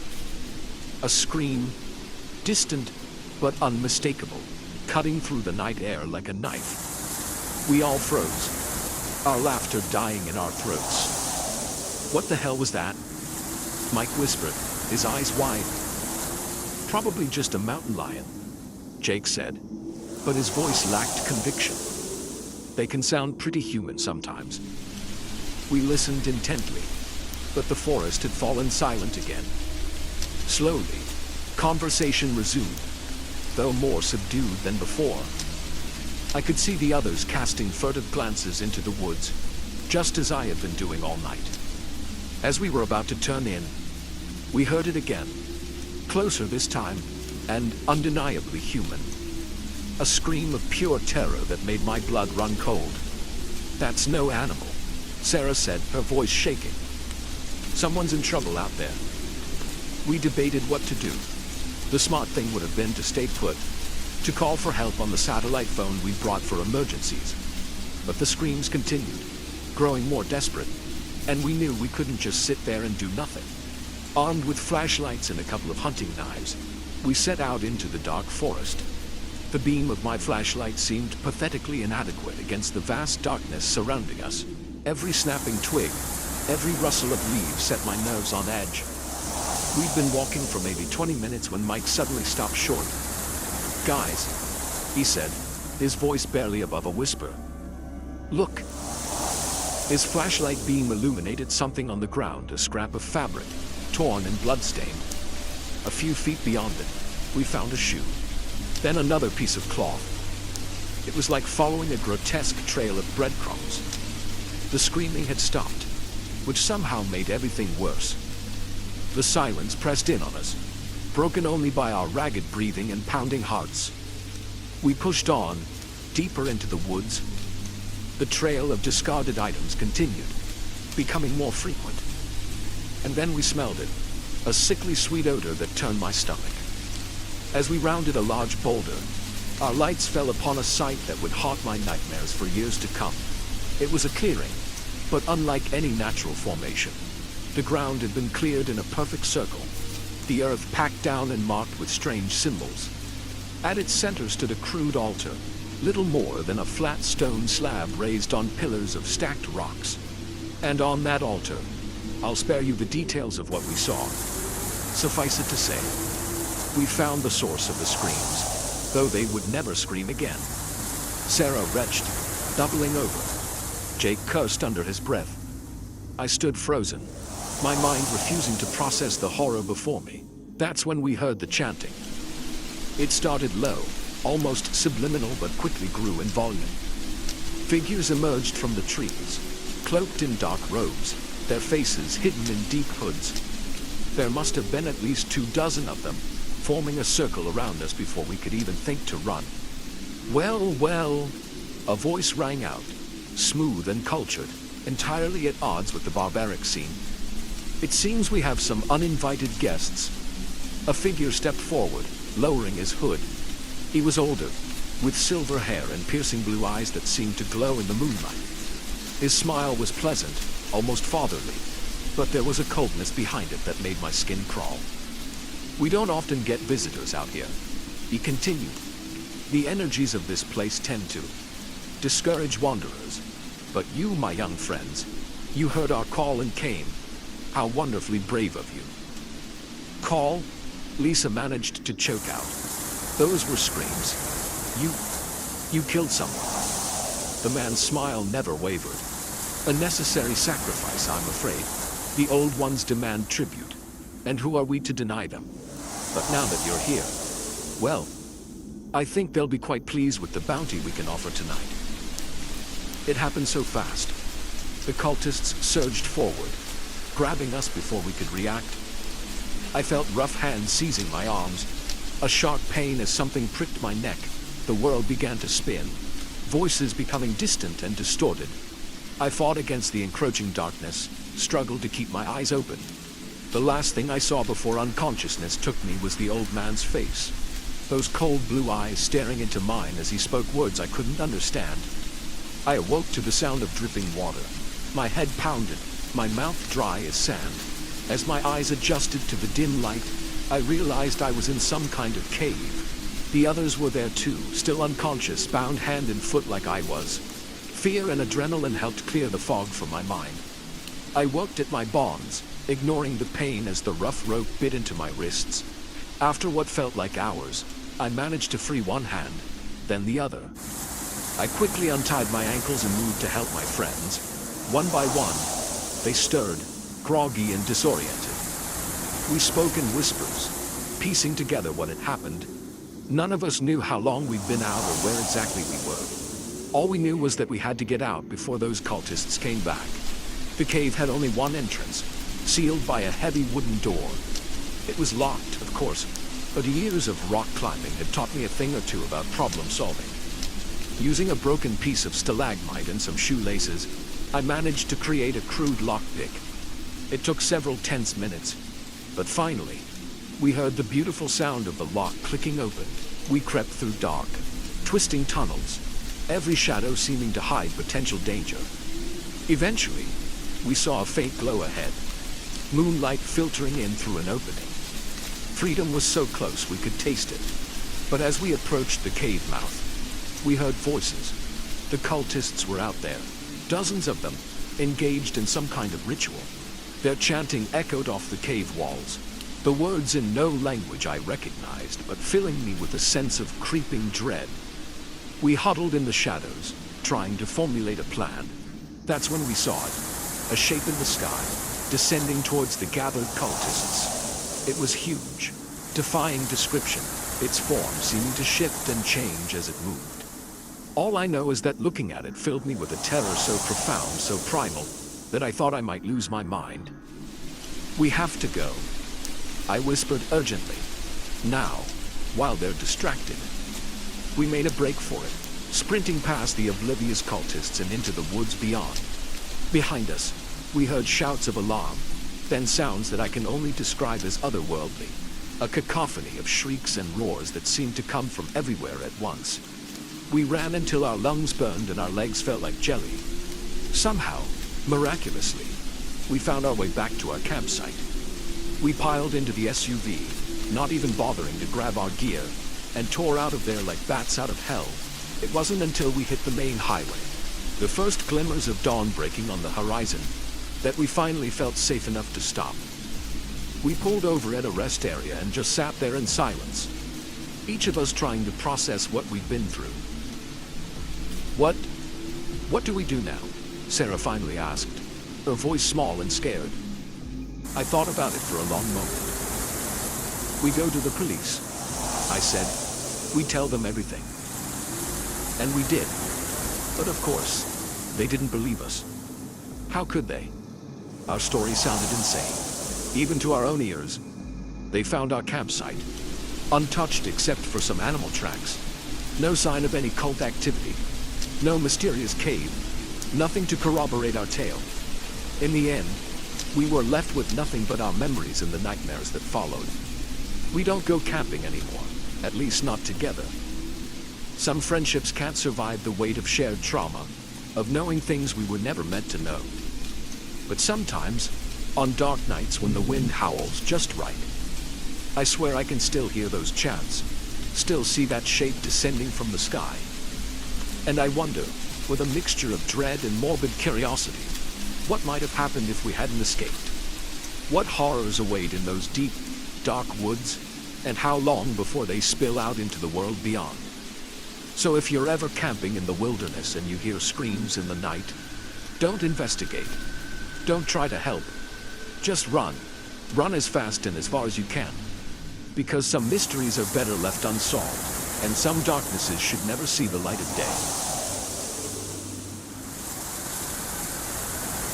The headlights in my rearview mirror were relentless, growing larger with each passing second. What started as an ordinary drive home turned into a terrifying game of cat and mouse on a lonely stretch of highway. It was just past midnight when I left the office. I'd been burning the midnight oil trying to finish a project before the weekend. The roads were empty, a rarity in our usually bustling city. I was looking forward to getting home, maybe having a glass of wine, and finally relaxing. As I merged onto the highway, I noticed a pair of headlights behind me. Nothing unusual about that, I thought. But as the minutes ticked by, I realized the car wasn't just going in the same direction. It was matching my every move. When I changed lanes, it changed lanes. When I slowed down, it slowed down. When I sped up, trying to put some distance between us, it accelerated to match. A knot of unease began to form in my stomach. I tried to get a better look at the driver in my rearview mirror, but the glare from the headlights made it impossible. All I could see was a dark silhouette, featureless and menacing. "You're being paranoid," I muttered to myself. "It's just someone going the same way. Relax."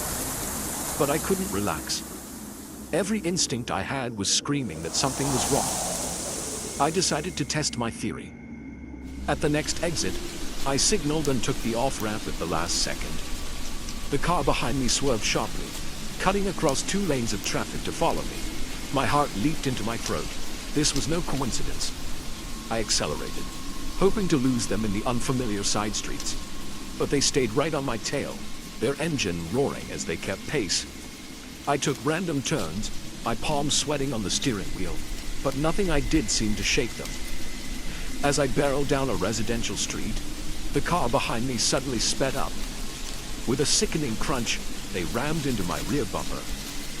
I screamed, fighting to keep control as my car fishtailed. "What do you want?" I yelled, knowing they couldn't hear me but unable to contain my fear and frustration. I managed to straighten out, but now the game had changed. This wasn't just following anymore. This was an attack. I had to get help. I fumbled for my phone, trying to keep one eye on the road and one on my pursuer. But as I went to dial 911, I realized with horror that I had no signal. Of course, we were in a dead zone, miles from the nearest cell tower. The car rammed me again, harder this time. I felt my back tires leave the ground for a terrifying moment before slamming back down. Ahead, I saw the road curved sharply. If they hit me again on that turn, at the last second, I yanked the wheel hard, swerving onto a dirt road I barely noticed. My pursuer, caught off guard, shot past me. I heard the squeal of brakes as they tried to correct, but it was too late. Their momentum carried them into a ditch. I should have felt relief, but I knew this was far from over. I accelerated down the dirt road, not caring where it led as long as it was away from here. Dust billowed behind me, obscuring my view of anything that might be following. After what felt like hours but was probably only minutes, I saw lights ahead.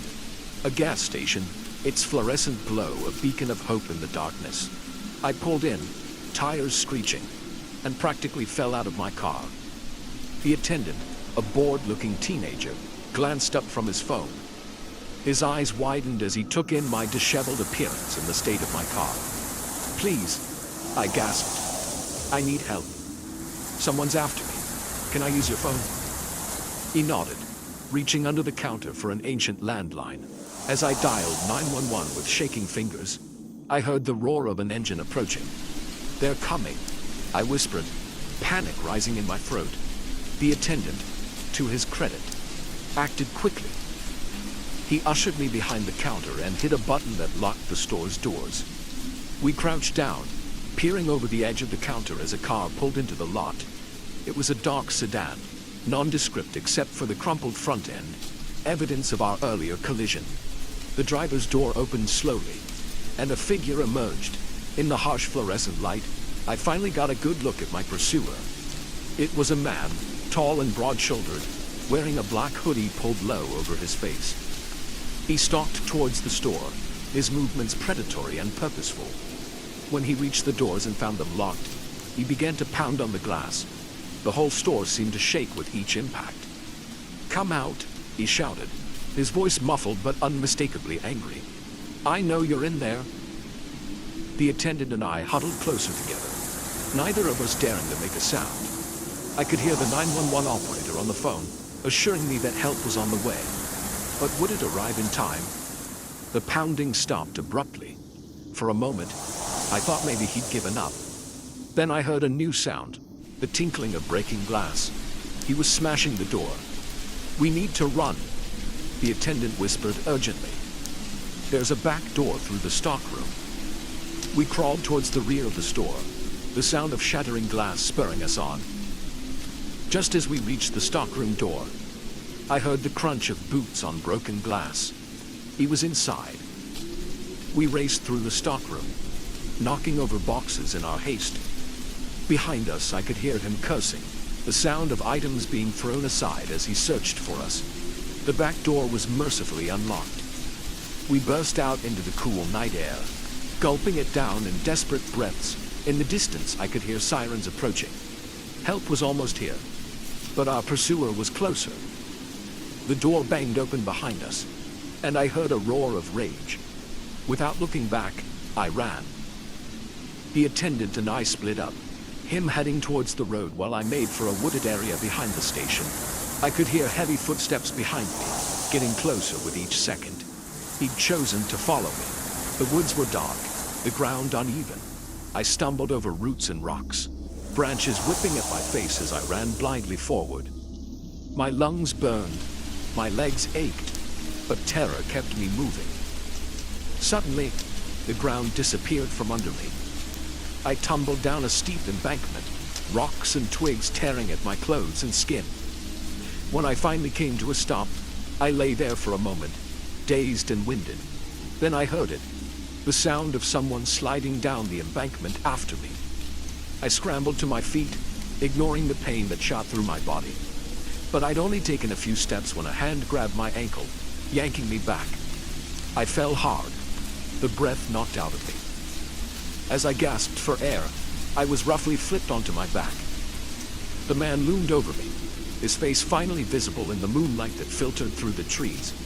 He was younger than I'd expected, maybe in his early 30s. His features were twisted with rage, his eyes wild and unfocused. In his hand, he held a wicked-looking knife. "Why?" I managed to choke out. "Why are you doing this?" For a moment, confusion flickered across his face.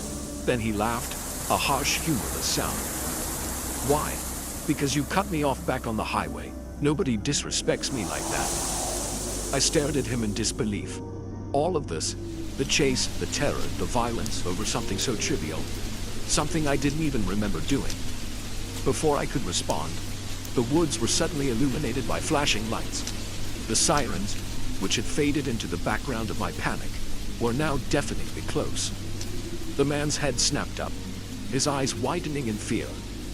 For a second, he seemed frozen, unsure whether to finish what he'd started or run. That moment of hesitation was all I needed. I kicked out hard, catching him in the knee. He stumbled backwards with a cry of pain, the knife falling from his grasp. I scrambled to my feet and ran towards the lights, towards safety. Behind me, I could hear shouts and the crashing of underbrush as the police gave chase. When I finally emerged from the woods, I was immediately surrounded by officers. They wrapped me in a blanket, asked if I was hurt, told me I was safe now. As the adrenaline wore off, I began to shake uncontrollably. They caught him, of course. He didn't get far, not with a whole squad of police on his tail. As they led him away in handcuffs, our eyes met for a brief moment. The rage was gone, replaced by something that looked almost like confusion, as if he couldn't quite believe what he'd done. In the days and weeks that followed, I learned more about my attacker.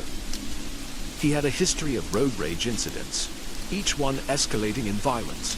I was just the latest in a string of victims, but I was the first he'd pursued for so long, so relentlessly. The legal proceedings were a blur of statements and testimonies. He was sentenced to years in prison, but that brought me little comfort.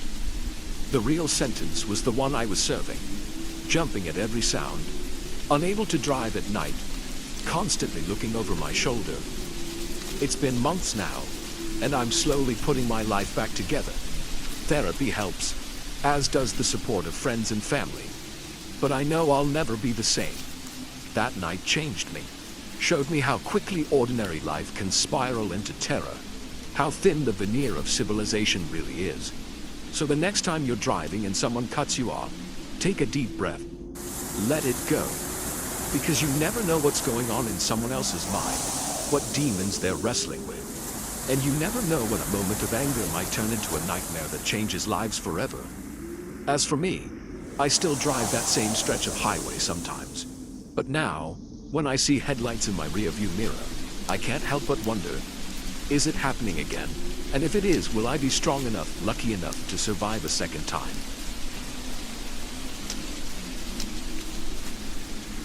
The first time I saw a man's face melt, I knew our quiet little town was doomed. What started as an exciting move to a charming community quickly spiraled into a nightmare of mad science and unspeakable horrors. My wife, Emily, and I had been searching for a place to settle down and start a family.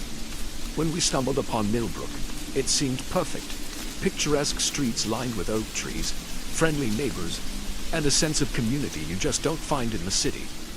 The old Victorian house we bought needed some work, but I was handy enough to tackle most of it. Our first few weeks in Millbrook were idyllic. We painted rooms, planted a garden, and got to know our neighbors. Everyone was welcoming, if a bit reserved. There was an undercurrent of something I couldn't quite put my finger on. Meaningful glances exchanged between longtime residents, conversations that stopped abruptly when we approached. I chalked it up to small-town wariness of newcomers. That is, until the night I saw Old Man Jenkins walking home from the market. I was out for an evening jog when I spotted him across the street. I waved, about to call out a greeting, when something changed. His face seemed to ripple, like heat waves off hot asphalt. Then, to my horror, it began to sag, skin dripping off his skull like candle wax. I blinked hard, sure I was hallucinating. When I looked again, Jenkins was normal, continuing down the sidewalk as if nothing had happened. I stood there, heart racing, trying to make sense of what I'd seen. That night, I tossed and turned, the image of Jenkins' melting face playing on repeat in my mind. I didn't tell Emily. How could I? She'd think I was losing it. The next morning, I ran into our neighbor, Sarah, while getting the mail. "Everything okay?" she asked, brow furrowed with concern. "You look like you've seen a ghost." I hesitated, then found myself spilling the whole story. To my surprise, Sarah didn't seem shocked. Instead, her face paled, and she glanced nervously up and down the street. "Come inside," she said, ushering me into her house. Once the door was locked behind us, she turned to me with a grim expression. "What I'm about to tell you is going to sound crazy, but I swear it's true." Over the next hour, Sarah revealed Millbrook's dark secret. The town had been home to a brilliant but unethical scientist named Dr. Elliot Thorne. For years, he'd been conducting experiments on unwitting townspeople, testing serums designed to enhance human abilities and extend life. At first, the effects seemed miraculous. Sarah explained, people got stronger, healthier. But then, things started to go wrong. The mutations began slowly, enhanced reflexes turning into uncontrollable spasms, improved eyesight leading to painful sensitivity to light, and in some cases, like what I'd witnessed with Jenkins, complete cellular instability. The town council tried to shut Thorne down, Sarah continued, but by then, half the population had been exposed. He threatened to withhold the treatments that were keeping people alive if they turned him in. I sat there stunned. It was like something out of a sci-fi horror movie, not the quaint small town we'd moved to. "Why are you telling me this?" I asked. Sarah's eyes filled with tears. "Because it's getting worse. People are dying more, changing into things that aren't human anymore. We need help, but we can't risk outside attention. The government would quarantine us all." I left Sarah's house in a daze, my mind reeling. Part of me wanted to grab Emily and run, to put Millbrook in our rearview mirror and never look back. But I knew I couldn't abandon these people. They needed help, and for some reason, Sarah had decided to trust me. Over the next few weeks, I threw myself into research, using my background in chemistry to try and understand Thorne's work. Emily noticed my distraction, my late nights poring over medical journals and genetics textbooks. I hated lying to her, but I couldn't bring her into this nightmare. Not yet. It was on one of these late nights that I heard a commotion outside. I peered out the window to see a group of people gathered around something in the street. As I watched, horrified, I realized it was a person, or what used to be a person. Their body was grotesquely misshapen, limbs elongated and twisted at impossible angles. I grabbed my coat and rushed outside, caution overridden by a need to help. As I approached, I recognized one of the onlookers as Dr. Hannigan, the town's only physician. "What's happening?" I asked, trying to keep the panic out of my voice. Hannigan turned to me, his face grim. "It's progression," he said quietly. "Stage 3 mutation. There's nothing we can do except make them comfortable." I watched in horror as Hannigan produced a syringe filled with clear liquid. The twisted figure on the ground let out a keening wail as the needle pierced their skin. Within moments, they went still. That was the night everything changed. I couldn't keep the secret from Emily any longer. Through tears, I told her everything. What I'd seen, what Sarah had told me, the horrible truth of our new home. To my surprise, after the initial shock wore off, Emily's response was one of determination. "We have to help them," she said, squeezing my hand. "Whatever it takes." With Emily's support, I redoubled my efforts to understand Thorne's research. We converted our basement into a makeshift lab, working tirelessly to develop a cure, or at least a way to halt the mutations. Weeks turned into months. The situation in Millbrook deteriorated rapidly. More and more people succumbed to the later stages of mutation. Those still holding on lived in constant fear of what they might become. We had a breakthrough when we managed to synthesize a compound that seemed to stabilize cellular degradation in lab samples. But we needed more data, more resources. That's when we made the difficult decision to reach out to an old colleague of mine at the CDC. We knew it was risky. If word got out about what was happening in Millbrook, the consequences would be dire. But we were running out of time and options. Dr. Amelia Chen arrived under the guise of investigating a rare fungal outbreak. With her help, we made rapid progress. We were on the verge of a viable treatment when disaster struck. I was working late in the lab when I heard glass shattering upstairs. I raced up to find our living room in chaos. Furniture overturned, paper scattered everywhere. And Emily was gone. A note was pinned to the wall with a scalpel. "You should have left well enough alone. The work must continue. E.T." Thorne had Emily. The next 48 hours were a blur of panic and desperate searching. The town mobilized those still able-bodied, combing every inch of Millbrook for any sign of Emily or Thorne. We found them in an abandoned warehouse on the outskirts of town. Thorne had converted it into a grotesque laboratory, filled with cages containing things that used to be human. And there was Emily strapped to a table, Thorne looming over her with a syringe of sickly green liquid. What followed was chaos. In the struggle to save Emily, vials were knocked over, mysterious chemicals mixing on the floor. A fire broke out, spreading rapidly through the dry timber of the old building. We managed to get Emily and as many of Thorne's victims as we could to safety. But Thorne himself, along with his research, was lost to the flames. In the aftermath, we worked tirelessly to administer the treatment we'd developed. It wasn't a cure, but it halted the mutations, giving the people at Millbrook a chance at something resembling a normal life. The official story was a chemical spill and fire that caused widespread illness. The CDC contained it. The government paid for ongoing medical care. At Millbrook slowly began to heal. But those of us who know the truth will never forget. The scars, physical and emotional, run deep. Every time I look at Emily, I'm reminded of how close we came to losing everything.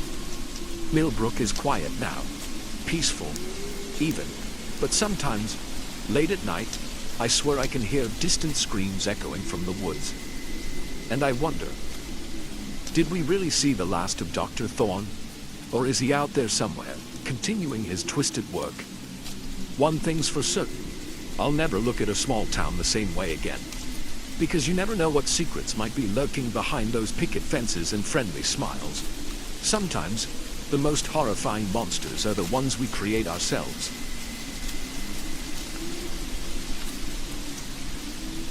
The crystal-clear waters of the Bahamas turned dark with menace the moment we stumbled upon their secret cove.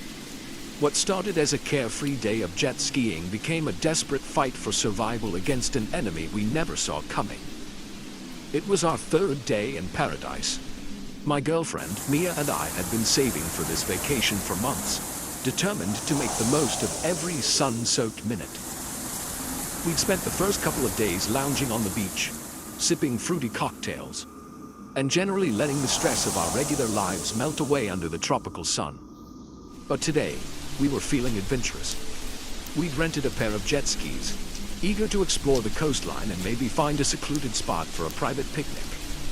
The rental guy gave us a map, pointing out the best areas and warning us about some shallow reefs to avoid. Stay within sight of the resort, he advised with a friendly smile. It's easy to get turned around out there. We nodded, only half listening. We were too excited about the prospect of zipping across those impossibly blue waters to pay much attention to warnings. For the first hour or so, it was everything we'd hoped for. The wind in our hair, the spray of the sea on our faces, the thrill of speed as we raced each other from one picturesque cove to another. We were living in a postcard, and loving every second of it. It was Mia who spotted it first, a narrow opening in the cliffs that lined the shore, barely visible unless you were looking right at it. Let's check it out, she called over the roar of the jet skis, engines. I hesitated for a moment. We drifted pretty far from the resort, and that little voice in the back of my head was reminding me of the rental guy's warning. But Mia's excited grin was infectious. and my own curiosity got the better of me. "All right," I shouted back, "but just a quick look." We maneuvered our jet skis through the opening, the cliffs rising up on either side of us like ancient guardians. The passage widened, revealing a hidden cove that took our breath away. Pristine white sand bordered crystal clear water so still it looked like glass. It was like we'd discovered our own private piece of heaven. We beached the jet skis and waded ashore, marveling at the untouched beauty surrounding us. "Can you believe this?" Mia said, her eyes wide with wonder. "It's like no one's ever been here before." But as we explored the small beach, an uneasy feeling began to creep over me. There was something off about this place. The silence was too complete, the stillness too perfect. It felt less like paradise and more like a carefully constructed set. That's when I noticed the first red flag, literally. Half buried in the sand near the tree line was a scrap of red fabric. As I bent to examine it, I realized it was part of a life jacket, torn and stained with what looked disturbingly like blood. "Mia," I called out, my voice tight. "I think we should go." But Mia wasn't listening. She was staring at something in the water, her face pale. "Jake," she whispered, "look." I followed her gaze and felt my blood run cold. Just beneath the surface of that impossibly clear water, I could make out the dark shape of a sunken boat. And it wasn't alone. As my eyes adjusted, I could see other shapes, more boats, some jet skis, even what looked like a small plane. This wasn't a secluded paradise. It was a graveyard. Before I could process what I was seeing, the relative quiet was shattered by the roar of approaching engines. 3 speedboats appeared at the entrance to the cove, cutting off our escape route. "Run!" I yelled, grabbing Mia's hand and pulling her towards the trees. We'd barely made it a few steps when a bullet kicked up sand at our feet. "That's far enough," a voice called out. "Hands where we can see them." Heart pounding, we turned to face our captors. 6 men had disembarked from the boats, all armed, all looking at us with a mixture of annoyance and cold calculation that made my skin crawl. One of them, a tall man with a jagged scar running down his cheek, approached us. Well, he said, his accent a mix of local island lilt and something harder, more European. "What do we have here?" "A couple of lovebirds who flew a little too far from the nest." "We're sorry," I stammered. "We didn't mean to trespass. We were just exploring and—" The man cut me off with a laugh that held no humor. "Exploring," he says. "Tell me, boy, what exactly do you think you've discovered here?" I glanced at Mia, seeing my own fear reflected in her eyes. "Nothing," I said quickly. "We haven't seen anything. We'll just get back on our jet skis and go. You'll never see us again." The scarred man shook his head, clicking his tongue in mock disappointment. "I'm afraid it's not that simple. You see, this little cove of ours, it's a secret, and we go to great lengths to keep it that way." As he spoke, his men began unloading large crates from the boats. With growing horror, I realized what we'd stumbled into. This was a smuggling operation, using the hidden cove as a transfer point for who knows what. Drugs, weapons, maybe even people. "Please," Mia said, her voice shaking. "We won't tell anyone. We swear." The leader regarded us for a long moment, his cold eyes seeming to look right through us. "I believe you," he said finally. "I truly do. But you see, we can't take that risk. Nothing personal, you understand? It's just business." He nodded to one of his men, who raised his gun. I closed my eyes, waiting for the shot that would end it all. But instead of gunfire, I heard a sudden commotion and shouts of alarm. My eyes flew open to see absolute chaos erupting around us. A Coast Guard cutter had appeared at the mouth of the cove, and more boats were rapidly approaching. The smugglers scattered, some diving for their weapons, while others made a break for their boats. In the confusion, I grabbed Mia's hand and ran. We sprinted for our jet skis, bullets whizzing past us as both the smugglers and the Coast Guard opened fire. I've never started an engine so fast in my life. We roared out of the cove, pushing the jet skis to their limits. I could hear the sounds of the firefight behind us, but I didn't dare look back. All that mattered was getting as far away from that nightmare as possible. It wasn't until we were within sight of our resort that we finally slowed down. My arms ached from gripping the handlebars so tightly, and my heart was still racing. Mia pulled up alongside me, her face streaked with tears and sea spray. "Are you okay?" I asked, reaching out to touch her arm. She nodded, managing a shaky smile. "I think so." "Jake, what just happened?" I shook my head, still trying to process it all myself. "I don't know, but I think we just had a very close call." We returned the jet skis and headed straight for our room, both of us badly shaken. As we walked through the lobby, we overheard excited chatter about a major drug bust that had just gone down. Apparently, the Coast Guard had been tracking this smuggling ring for months and had finally caught them in the act. Later that night, as we sat on our balcony watching the sunset, a sense of unreality washed over me. Just hours ago, we'd been staring death in the face. Now, here we were, sipping cocktails and trying to act like normal tourists. "Should we tell someone?" Mia asked, breaking the long silence between us. "About what we saw, I mean." I considered it for a moment before shaking my head. "I don't think so. The Coast Guard got their bust. Anything we say would just complicate things and probably get us in trouble for being somewhere we shouldn't have been." Mia nodded, looking relieved. "You're right. Let's just try to enjoy the rest of our vacation." But we both knew things had changed. The rest of our trip was subdued, the carefree joy of those first few days replaced by a constant undercurrent of anxiety. Every time we went near the water, I found myself scanning the horizon, half expecting to see those speedboats coming for us. We've been home for a month now, and life has mostly returned to normal. But sometimes, late at night, I'll jolt awake from dreams of hidden coves and men with cold eyes and guns. In those moments, I'm acutely aware of how fragile our sense of safety really is, how quickly an ordinary day can turn into a fight for survival. Mia and I are still together, our bond strengthened by our shared ordeal. We don't talk about it much, but sometimes I'll catch her staring out at the ocean with a faraway look in her eyes. And I know she's thinking about it too. We're planning another vacation for next year. This time, we're thinking mountains.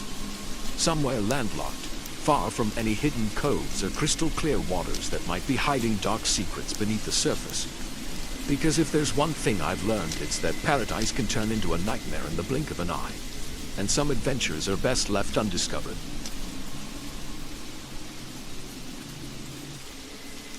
The mirror showed 2 reflections, but only one was mine. That's when I knew our romantic getaway had turned into a nightmare. It was supposed to be a second honeymoon of sorts. After 5 years of marriage, the spark between Sarah and me had dimmed a bit. We both worked demanding jobs, and quality time together had become a rare luxury. So when I stumbled upon a great deal for a week-long stay at the historic Blackwood Hotel, it seemed like the perfect opportunity to reconnect. The Blackwood had quite a reputation. Built in the 1920s, it had hosted everyone from Hollywood stars to notorious gangsters. The website boasted of its old-world charm with modern amenities, and the photos showcased elegant furnishings and sweeping views of the surrounding mountains. We arrived late on a Friday evening, the sun already dipping behind the peaks. The hotel was impressive, a sprawling Victorian mansion that loomed against the darkening sky. As we pulled up to the entrance, I felt a slight shiver run down my spine.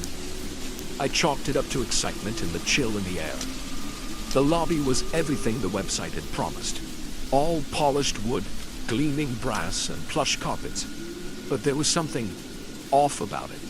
The air felt heavy, almost oppressive, and the smile of the clerk behind the desk seemed a bit too fixed. "Welcome to the Blackwood," she said, her voice syrupy sweet. "We hope you enjoy your stay." As she handed us our key cards, her fingers brushed against mine. They were ice cold, and I could have sworn I felt a small static shock. I pulled my hand back quickly, earning a questioning look from Sarah. "You okay?" she asked as we headed for the elevators. I nodded, forcing a smile. "Yeah, just tired from the drive. Let's check out our room." We were on the 13th floor, of course we were. As the elevator climbed, I noticed Sarah fidgeting with her necklace, a nervous habit she'd had since college. "Honey," I said, reaching for her hand. "Everything all right?" She startled slightly, as if pulled from deep thought. "What?" "Oh, yes. I don't know. Something feels strange." I was about to agree when the elevator dinged, doors sliding open to reveal our floor. The hallway stretched out before us, the wallpaper a faded floral pattern that seemed to shift and move in my peripheral vision. Our room was at the far end. As I slid the key card into the lock, I heard a faint whisper. I turned, but the hallway was empty. "Did you hear that?" I asked Sarah. She shook her head, looking concerned. "Hear what?" The lock clicked, and we stepped into our home for the next week. The room was spacious and well-appointed, with a large four-poster bed dominating the space. A set of French doors led out to a small balcony overlooking the mountains. "Well, this is nice," Sarah said, but her tone lacked conviction.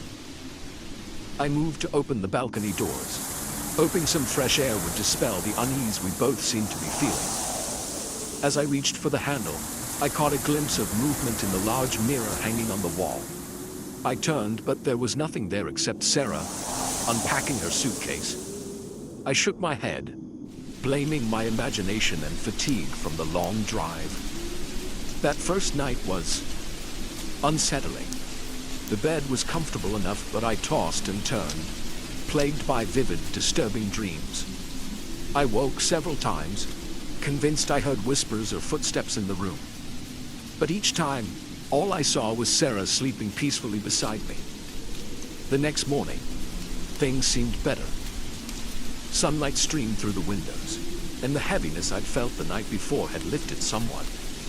We enjoyed a leisurely breakfast in the hotel's ornate dining room, then set out to explore the nearby town. It was as we were getting ready for dinner that evening that things took a turn for the truly bizarre.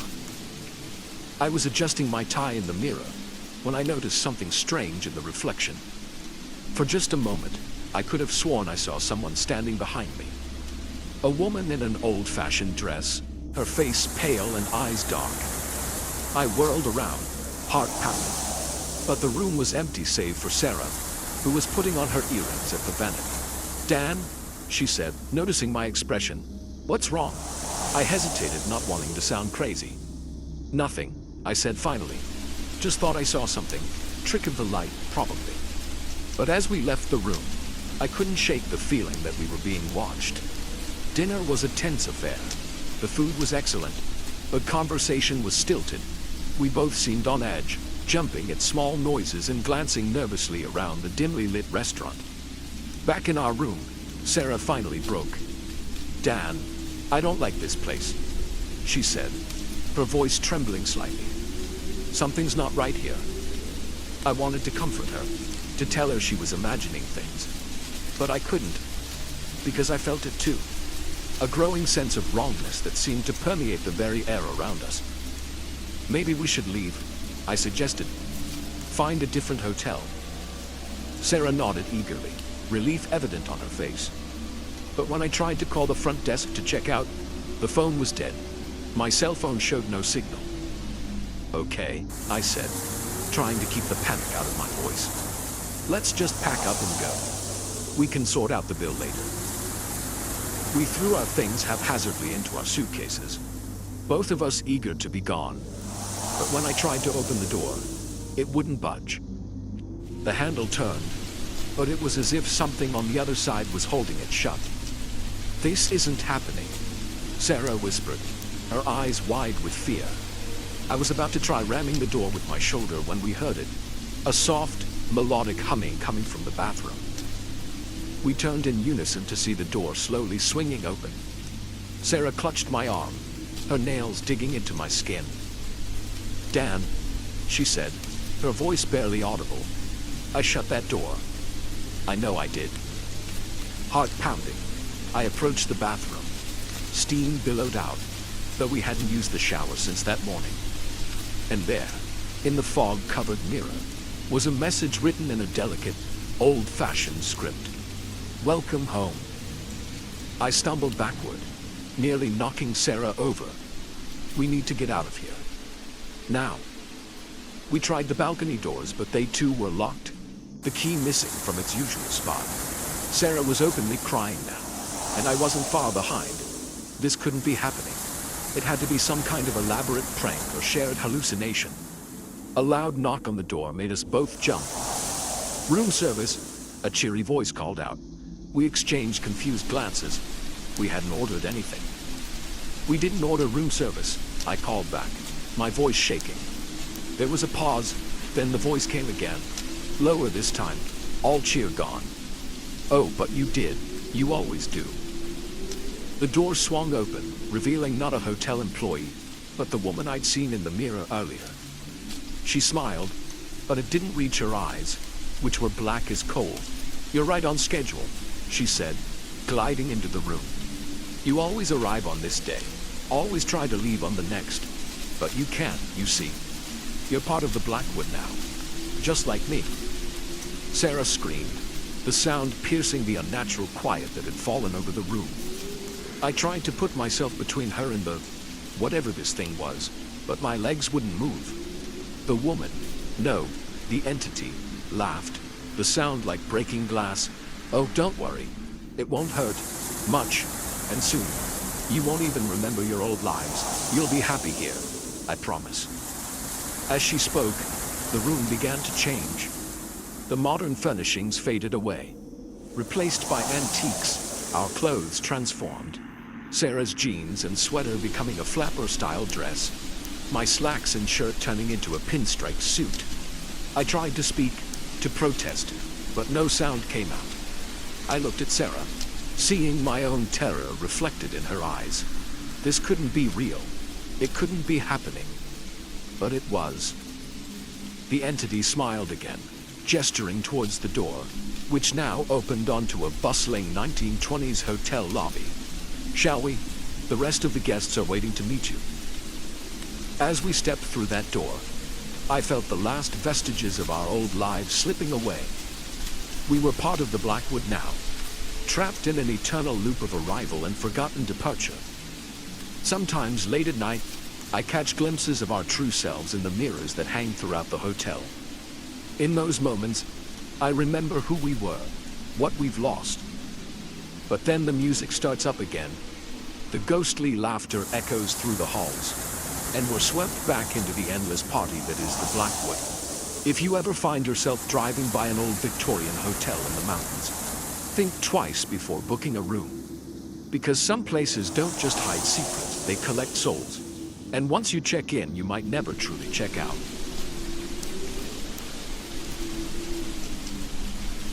The moment I picked up that hitchhiker, I knew I'd made a terrible mistake. His eyes gleamed with a madness that turned my lonely drive into a highway to hell. I'd been on the road for nearly 14 hours straight, the monotony of the highway broken only by the occasional gas station stop, and the changing colors of the sky as day faded into night. This cross-country haul was a regular gig for me, Chicago to Los Angeles.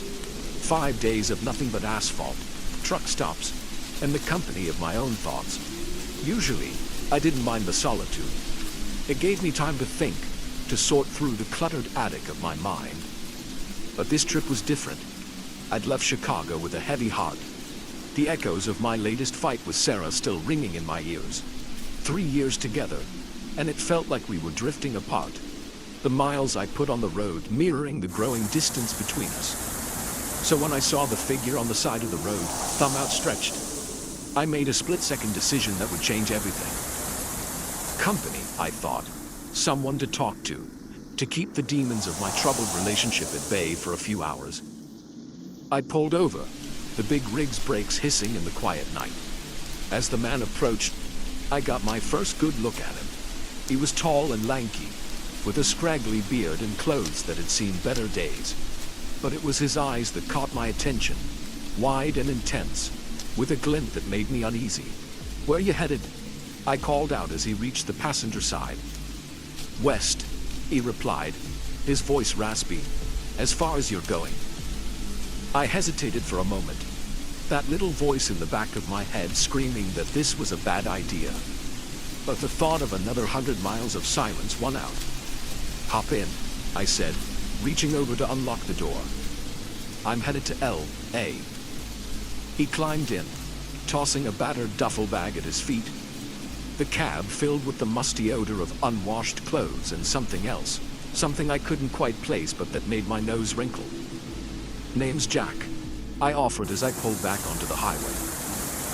He was quiet for a long moment, staring straight ahead. Just as I was about to repeat myself, thinking maybe he hadn't heard, he spoke. "You can call me Randall," he said, still not looking at me. The next hour passed in awkward silence. Every attempt I made at conversation was met with one-word answers or non-committal grunts. I was starting to regret my decision, the unease I'd felt earlier growing with each passing mile. It was sometime after midnight when Randall finally started talking. At first I was relieved, but as he spoke, that relief quickly turned to dread.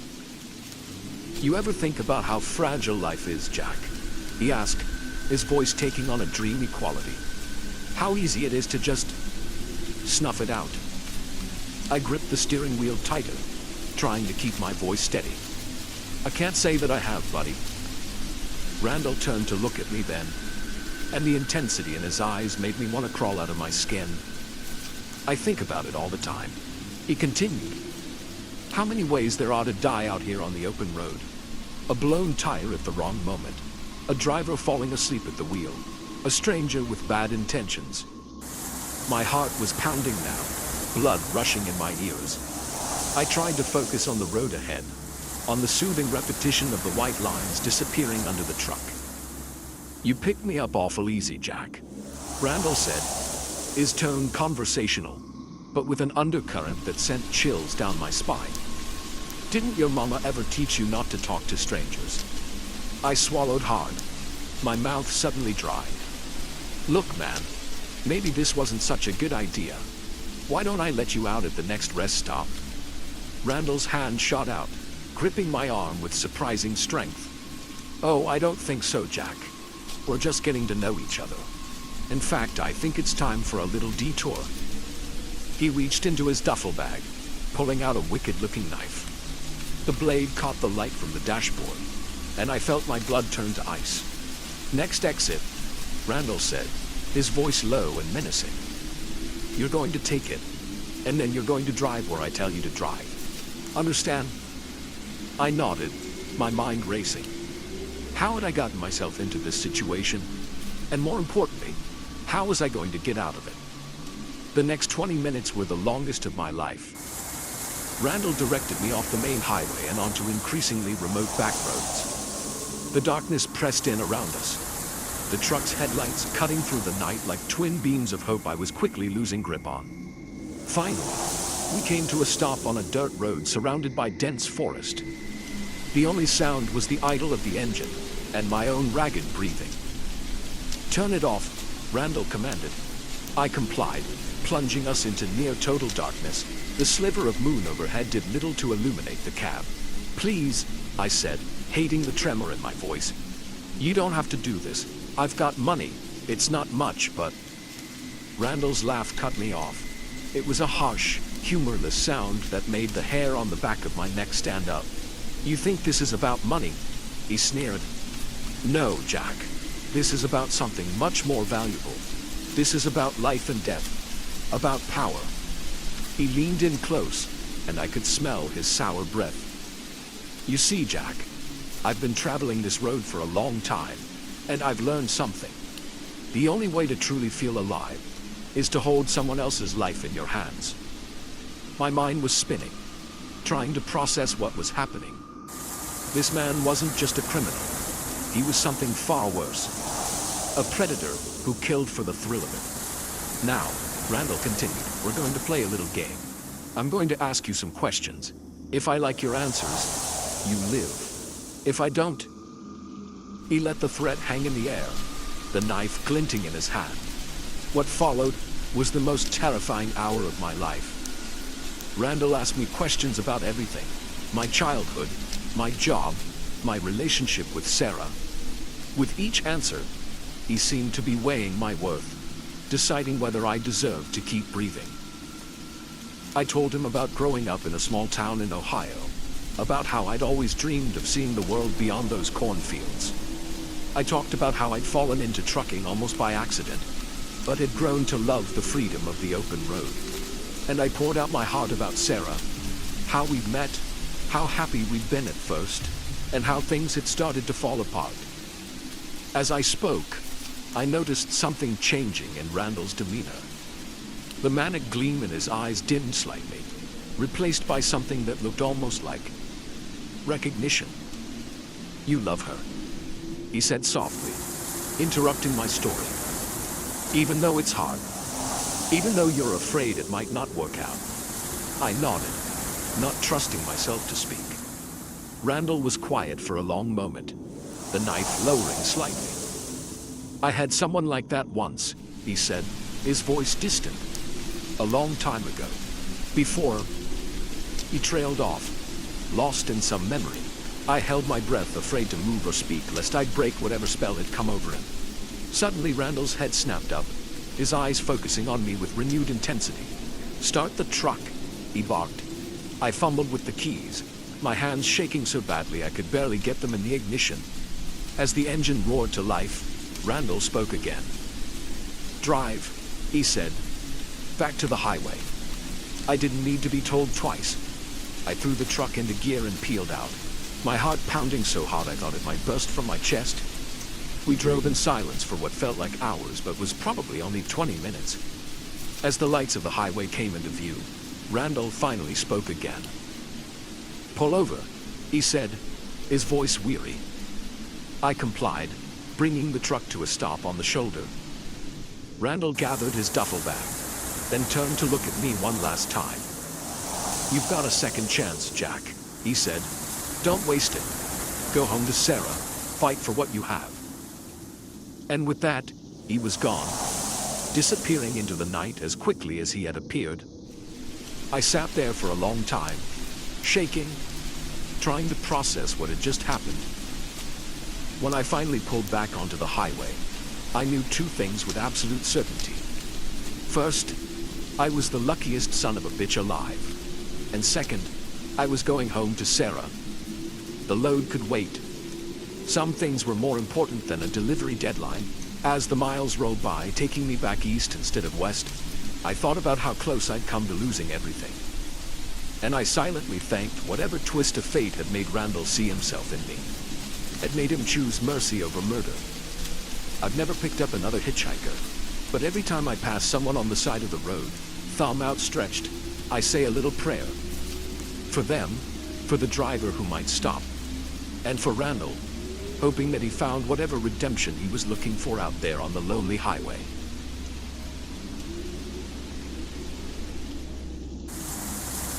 The storm wasn't natural, and neither were the people of Millhaven. What started as an unplanned detour became a desperate struggle to escape a town with a terrifying secret. We were 3 hours into our family road trip when the first drops of rain hit the windshield. My Wi-Fi Lisa was dozing in the passenger seat, and our kids, Ethan and Mia, were engrossed in their tablets in the back. I smiled to myself, enjoying the rare moment of peace on our journey to my parents' house for Thanksgiving. The radio crackled with a weather alert, warning of severe thunderstorms moving into the area. I frowned, glancing at the darkening sky ahead. We still had a good 5 hours of driving, and the last thing I wanted was to navigate unfamiliar roads in a downpour. "Maybe we should find a place to stop for the night," Lisa suggested, stirring from her nap. "Better safe than sorry." I nodded, already scanning the GPS for nearby towns. "Looks like there's a place called Millhaven about 20 miles ahead. Should have a motel or something." As we drove on, the storm intensified with alarming speed. Rain lashed the car, and wind buffeted us from all sides. Lightning split the sky, followed by thunder so loud it made Mia whimper in the back seat. It's okay, sweetie, Lisa reassured her. We'll be somewhere safe soon. If only we'd known how wrong she was. We rolled into Millhaven just as the tornado sirens began to wail.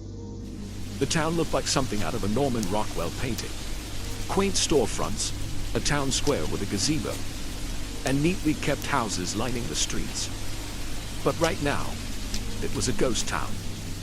Every building shuttered tight against the storm. As I navigated the empty streets, searching for a motel or any sign of life, a figure suddenly darted in front of our car. I slammed on the brakes, heart pounding.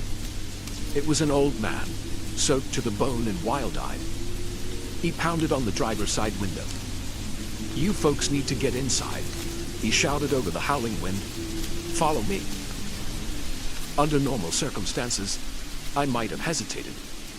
But with the storm raging and my family's safety on the line, I didn't see much choice. We followed the old man's pickup truck through the winding streets, finally pulling up in front of a large brick building. "Town Hall," the old man explained as we rushed inside. "It's our shelter during bad storms." The interior was dim, lit only by emergency lights.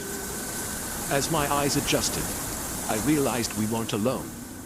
Dozens of people huddled in small groups, their faces a mix of fear and something else I couldn't quite place. "Name's Earl," our rescuer said, extending a gnarled hand. "Welcome to Millhaven." I introduced our family, thanking Earl for his help. As Lisa got the kids settled on a nearby bench, I asked about the storm. Earl's expression darkened. "Ain't no ordinary storm," he muttered. "It's him. He's angry again." Before I could ask what he meant, a booming voice cut through the murmur of the crowd. Newcomers. A large man with a sheriff's badge strode towards us, his smile not quite reaching his eyes. "I'm Sheriff Dawson. Glad you folks found shelter. Looks like you'll be our guests for the night." Something about his tone made me uneasy, but I chalked it up to the stress of the situation. We settled in as best we could, making small talk with some of the townspeople. But as the hours wore on, I couldn't shake the feeling that something was off. The storm showed no signs of letting up. If anything, it seemed to be getting worse, and the locals were acting strange. They spoke in hushed tones, casting furtive glances our way. More than once, I caught snippets of conversation that made no sense. Talk of appeasing him and the choosing. Around midnight, Sheriff Dawson called for everyone's attention. "Folks, it's clear this storm ain't passing anytime soon. We all know what that means." A ripple of unease passed through the crowd. I felt Lisa's hand tighten around mine. "It's time for the choosing," Dawson continued. "As is our tradition, we'll draw names, one from the townspeople and one from our guests."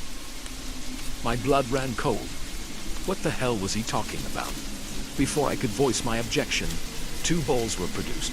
Dawson reached into the first gun, pulling out a slip of paper. "From Millhaven, Sarah Collins." A young woman let out a choked sob, quickly hushed by those around her. Dawson's hand hovered over the second bowl, the one with our names. Time seemed to stand still as he unfolded the paper. "And from our guests, Mia Thompson." "No." The word tore from my throat before I could stop it. Lisa clutched Mia to her chest, eyes wide with terror. The room erupted into chaos. Townspeople surged forward, trying to separate us from our daughter. I fought like a madman, throwing punches at anyone who came near. Out of the corner of my eye, I saw Ethan biting the hand of a man who grabbed his arm. "Stop this," I roared, my voice barely audible over the commotion. "What the hell is wrong with you people?" Suddenly, a gunshot rang out. Sheriff Dawson stood on a table, pistol raised. "That's enough," he bellowed. "You're only making this harder on yourselves." As the crowd fell silent, Dawson fixed us with a cold stare. "I understand this is difficult for you folks to accept, but you need to understand, this is how things work in Millhaven. The storm won't stop until he's appeased, and he demands a sacrifice." Lisa's voice shook as she spoke. "You're insane. All of you. We're leaving now." Dawson shook his head. I'm afraid that's not possible. The roads are flooded, and even if they weren't, well, we can't let you leave. Not now that you know. The reality of our situation hit me like a physical blow. We were trapped in a town full of lunatics who wanted to sacrifice our daughter to some... what? Storm god? I met Lisa's eyes, seeing my own fear and determination reflected there. Without a word, we knew what we had to do. What followed was a nightmare of biblical proportions. Somehow, in the chaos that erupted, we managed to fight our way to a side door. We ran into the storm, rain pelting us like bullets, wind threatening to knock us off our feet. Behind us, I could hear shouts and the baying of dogs. They were hunting us. We stumbled through flooded streets, trying to find our way back to our car. Lightning illuminated the town in strobes, revealing glimpses of figures in robes, carrying torches despite the downpour.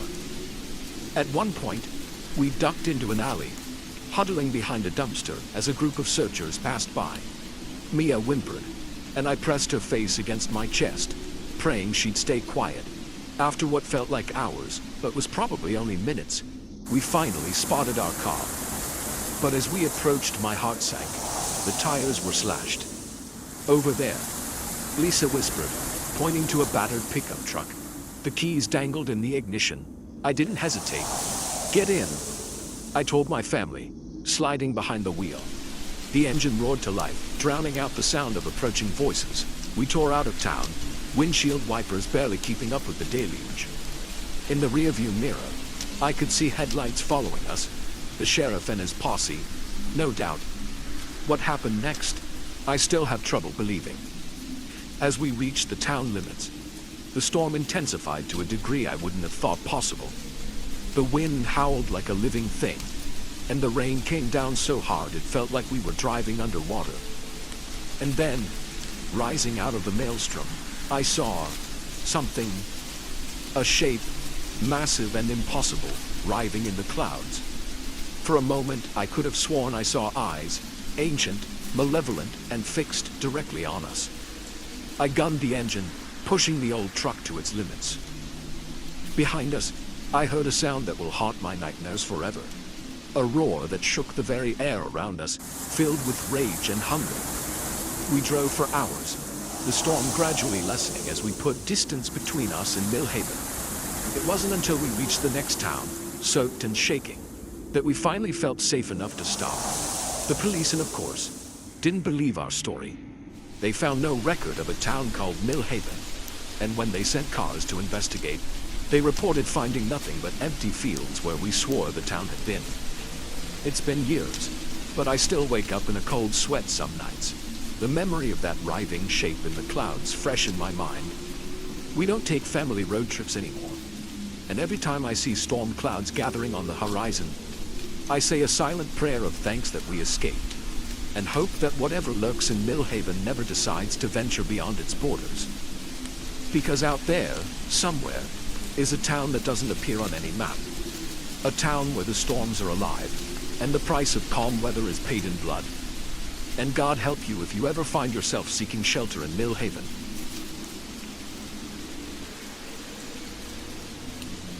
The antique music box played a melody of dread, and I knew the Wellington family's secrets were far darker than I'd ever imagined. What started as a simple house-sitting job became a desperate fight to survive a night of occult horrors. When my college roommate, Jess, asked if I'd house-sit for her wealthy aunt and uncle, I jumped at the chance.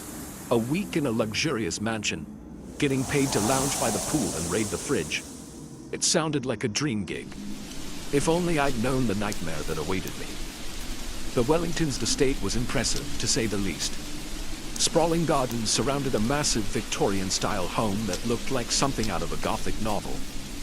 As Jess gave me the grand tour, I couldn't help but feel a bit overwhelmed. "Don't worry, Em," Jess said, noticing my wide-eyed expression. "It's not as complicated as it looks. Just water the plants, feed the cat, and make sure nothing burns down." She laughed, but there was an edge to it that I couldn't quite place. As we reached the master bedroom, Jess's demeanor changed. She lowered her voice, glancing nervously at the closed door. "One more thing. Whatever you do, don't go into my aunt and uncle's room. They're very private people." I nodded, though I couldn't help but feel curious. What could they possibly be hiding in there? Jess left, and I settled in for what I thought would be a relaxing week. The first couple of days were uneventful. I lounged by the pool, explored the extensive library, and got to know Mr. Whiskers, the Wellington's rather aloof cat. It was on the third night that things started to get weird. I was jolted awake by a sound I couldn't quite place, a tinkling melody that seemed to be coming from somewhere in the house. Groggy and disoriented, I followed the music, my bare feet silent on the plush carpets. The sound led me to the second floor, right to the door of the master bedroom. My hand was on the doorknob before I remembered Jess's warning. But the music was so haunting, so alluring. Surely a quick peek wouldn't hurt. I opened the door, and the melody grew louder. The room was dark, lit only by moonlight filtering through heavy curtains. As my eyes adjusted, I saw the source of the music, an ornate antique box sitting on a dresser. Drawn as if by some unseen force, I approached the box. It was beautiful, covered in intricate carvings that seemed to move in the dim light. Without thinking, I reached out to touch it. The moment my fingers brushed the smooth wood, the music stopped abruptly. The sudden silence was deafening. And then, I heard it, a low, guttural growl coming from behind me. I spun around, my heart pounding. There, emerging from the shadows, was Mr. Whiskers. But this wasn't the standoffish house cat I'd been feeding for the past few days. His eyes glowed an unnatural red, and he seemed to be growing. I watched in horror as the cat's form twisted and expanded, fur giving way to leathery skin, claws lengthening into razor-sharp talons. In a matter of seconds, what stood before me was no longer a cat, but a monstrous creature straight out of a nightmare. I ran, out of the bedroom, down the stairs, my mind reeling as I tried to process what I'd just seen. But the house had changed. Corridors stretched impossibly long. Doors led to rooms that shouldn't exist. It was as if the entire structure had come alive, determined to keep me trapped inside. As I rounded a corner, I collided with something solid. I looked up to see a man in dark robes, his face hidden beneath a hood. He grabbed my arm, his grip inhumanly strong. "You shouldn't be here," he hissed, his voice like gravel. "The ritual has already begun." Before I could react, more robed figures emerged from the shadows. They surrounded me, chanting in a language I didn't recognize. The air grew thick and heavy, charged with an energy that made my skin crawl. I broke free from the man's grasp and ran again, no destination in mind other than away. I could hear them pursuing, their chants growing louder, more frenzied. I found myself in the library, desperately searching for a way out. As I ran my hands along the bookshelves, I felt something give way. A hidden door swung open, revealing a narrow passage. Without hesitation, I ducked inside. The passage led down, deep beneath the house. The air grew cold and damp, the only light coming from strange, phosphorescent fungi growing on the walls. The tunnel opened into a vast underground chamber. Torches lined the walls, illuminating a scene that turned my blood to ice. In the center of the room stood a massive stone altar, surrounded by more robed figures. And on that altar, bound and struggling, was Jess. "Emily," she cried out when she saw me. "Run, get out of here." But it was too late. Strong hands grabbed me from behind, dragging me toward the altar. I fought with everything I had, but it was useless against their supernatural strength. As they forced me to my knees, I got my first clear look at the leader of this twisted cult. It was Mr. Wellington, Jess's uncle. But his face was wrong. His features seemed to shift and change, as if multiple faces were trying to occupy the same space. "Ah, the uninvited guest," he said, his voice resonating with an otherworldly power. "How fortunate. The Great One will be pleased with this additional offering. Please, I begged, my voice shaking. What is this? What are you doing? Wellington's laugh was like nails on a chalkboard. We are ushering in a new age, child. The old ones will rise again, and we shall be their loyal servants. He turned to the assembled cultists. Brothers and sisters, the stars are aligned. The gateway is opening. It is time to complete the ritual.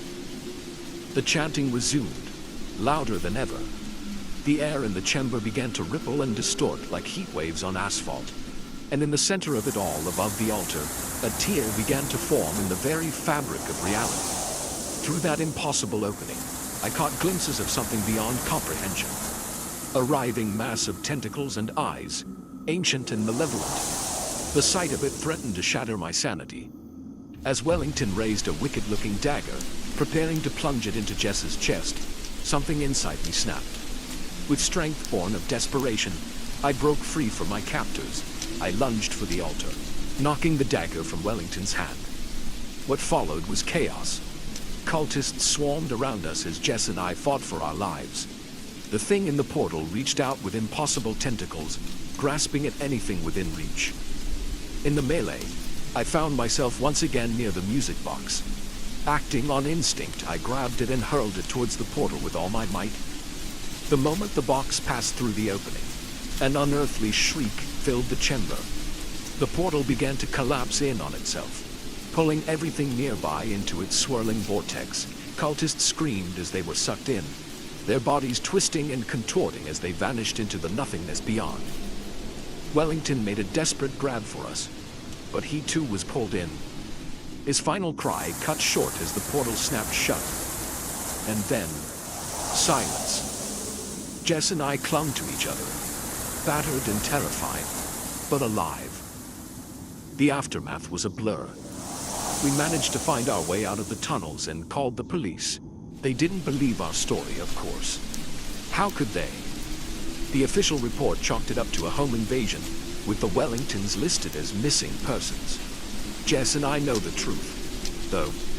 We saw behind the veil that night, glimpsed horrors that no human was meant to see. The Wellingtons' mansion has been demolished, the land salted and declared unfit for habitation. But sometimes, late at night, I swear I can still hear that haunting melody playing on the wind. I don't house sit anymore. In fact, I rarely leave my apartment these days, because now I know that there are things lurking in the shadows, ancient and hungry.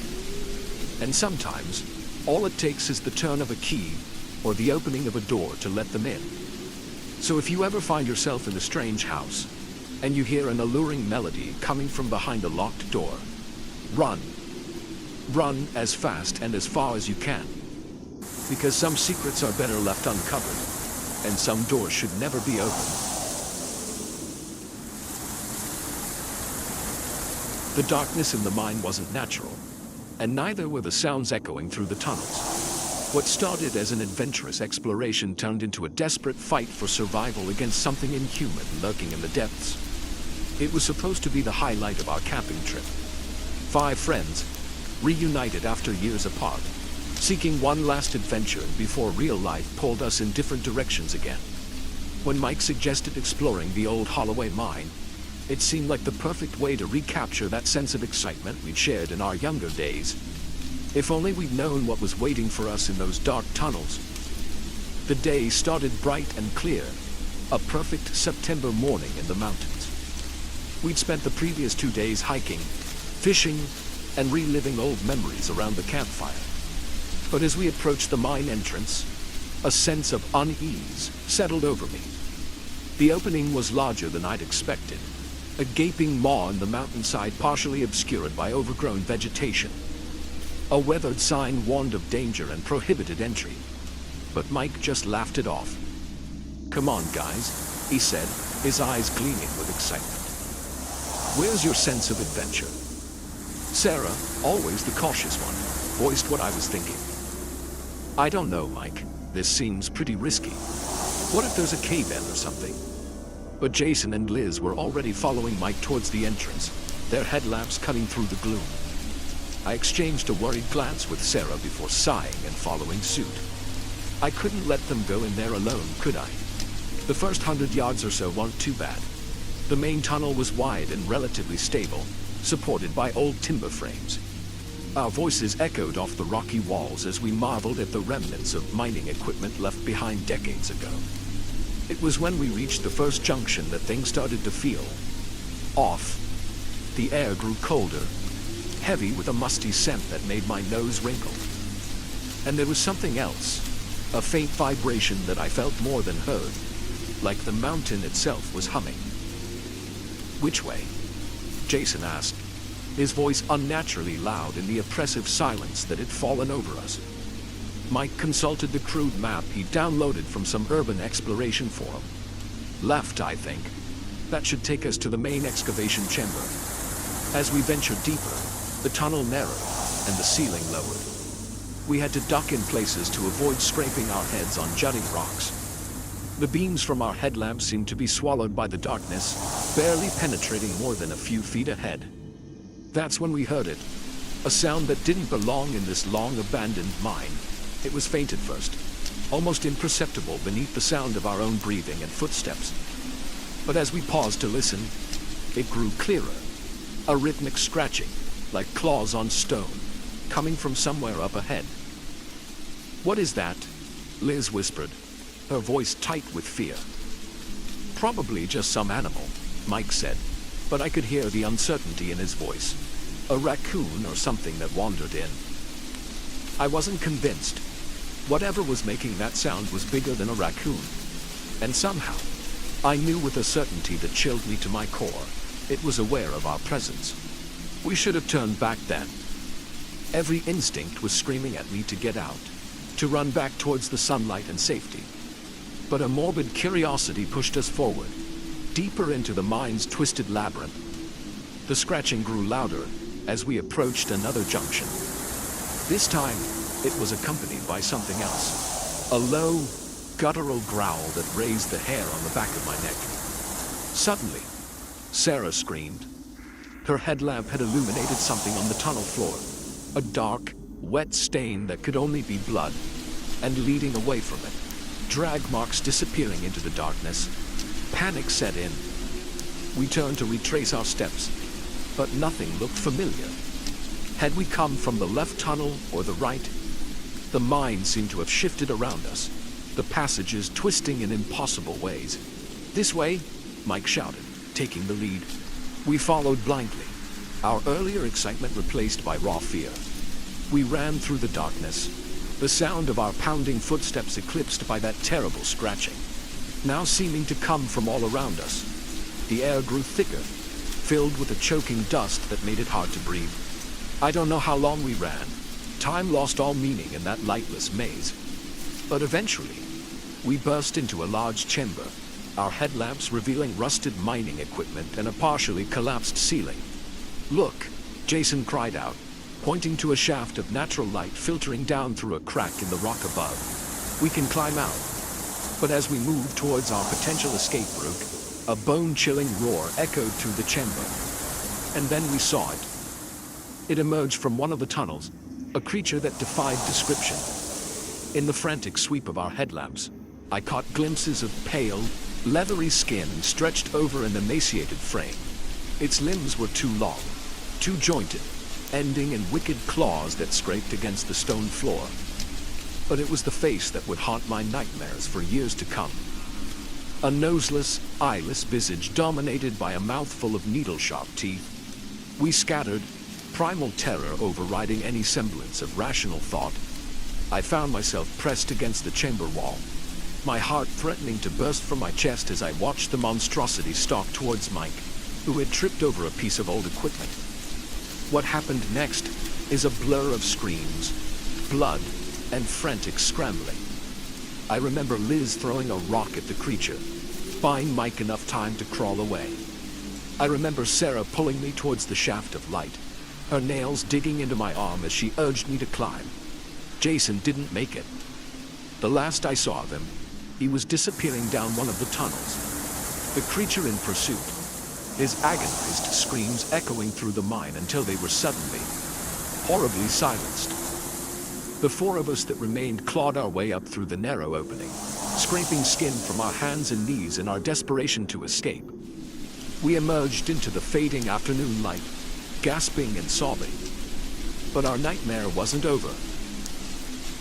As we stumbled away from the mine entrance, we heard that scratching again, growing louder.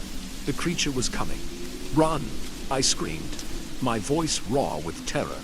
We fled through the woods, branches whipping at our faces, roots threatening to trip us at every step. Behind us, I could hear the sound of pursuit, the crack of breaking branches, the thud of inhuman feet on the forest floor. I don't know how we made it back to our campsite. By some miracle, we managed to reach my truck. As I fumbled with the keys, I saw movement at the edge of the clearing. A pale, horrific shape emerging from the underbrush. The engine roared to life, and I floored it, tires spinning in the dirt before finding purchase. As we sped away, I caught one last glimpse in the rearview mirror of that nightmarish face, mouth open in the silent roar of fury and hunger. We drove for hours, not stopping until we reached the nearest town. The police, of course, didn't believe our story. They searched the area but found no sign of Jason or the creature we described. The mine entrance had collapsed, they told us, probably due to our reckless exploration. It's been 5 years since that day, but the memories still haunt me. I can't look at a cave or even a dark room without breaking into a cold sweat. The others have tried to move on, to rationalize what happened, but I know the truth. There are things in this world that defy explanation, horrors lurking in the dark places of the earth. And sometimes, if you go looking for adventure in those shadowy depths, you might just find something looking back. I don't go camping anymore. I stay in the city, surrounded by light and noise and people. But on quiet nights, when the wind blows just right, I swear I can hear it. That faint, rhythmic scratching. A reminder that the creature is still out there, waiting in the darkness for its next unsuspecting victim. So if you're ever tempted to explore an abandoned mine or cave, think twice, because you never know what might be waiting in the shadows. Hungry and patient, ready to drag you down into the depths where the sun never shines and screams echo endlessly through lightless tunnels. The first time I saw a patient's eyes glow in the dark, I knew Millbrook wasn't just a quaint small town. It was the epicenter of a medical nightmare that threatened to consume us all. I'd been thrilled when I landed the position at Millbrook General Hospital. Fresh out of residency, I saw it as the perfect opportunity to make a difference in a rural community while paying off my mountain of student debt. The town itself was picturesque, all tree-lined streets and friendly faces. But beneath that Norman Rockwell exterior lurked horrors I could never have imagined. My first few weeks were uneventful. I treated the usual array of minor injuries and illnesses, getting to know the townsfolk and settling into the rhythm of small-town life. It was during a late-night shift in the ER that I first noticed something was amiss. A man came in complaining of severe abdominal pain. As I examined him, I noticed his skin had an odd, waxy texture. When I mentioned it, he brushed it off, claiming it was just dry skin from working outdoors. But there was something in his eyes, a flicker of fear, quickly suppressed, that set my nerves on edge. As I was preparing to order some tests, the power in the hospital flickered. In that brief moment of darkness, I could have sworn the man's eyes emitted a faint, greenish glow. I blinked, and when the light stabilized, everything seemed normal again. I tried to convince myself I was just overtired, seeing things that weren't there. But that incident marked the beginning of a series of strange occurrences that would shatter my understanding of medicine and reality itself. Over the next few months, I encountered more patients with unusual symptoms. Skin abnormalities, unexplained lumps, and in one terrifying case, a child whose teeth seemed to be constantly growing and reshaping. Each time I tried to investigate further, I hit a wall of silence. Patients would clam up, suddenly remembering prior commitments and rushing out of the hospital. My colleagues were no help. Whenever I tried to discuss these cases, they'd change the subject or give me patronizing looks. as if I was some naive city doctor who couldn't handle rural medicine. But I knew something was wrong. Terribly, fundamentally wrong. It all came to a head one stormy night in October. A young woman was brought in, unconscious and convulsing. Her skin was covered in a fine moss-like growth, and her veins pulsed with an unnatural bioluminescent glow. As I frantically worked to stabilize her, Dr. Emerson, the hospital's senior physician, burst into the room. "Step away from the patient, Dr. Chen," he barked, his voice tight with barely controlled panic. "What? No, she needs help," I protested, continuing to administer treatment. Emerson's hand clamped down on my arm with surprising strength. I said, "Step away. Now." Before I could argue further, a team of men in hazmat suits rushed in, quickly transferring the woman to a sealed container. They were gone as swiftly as they had appeared, leaving me standing in stunned silence. Emerson's expression was grim as he turned to me. "We need to talk," he said quietly, "but not here.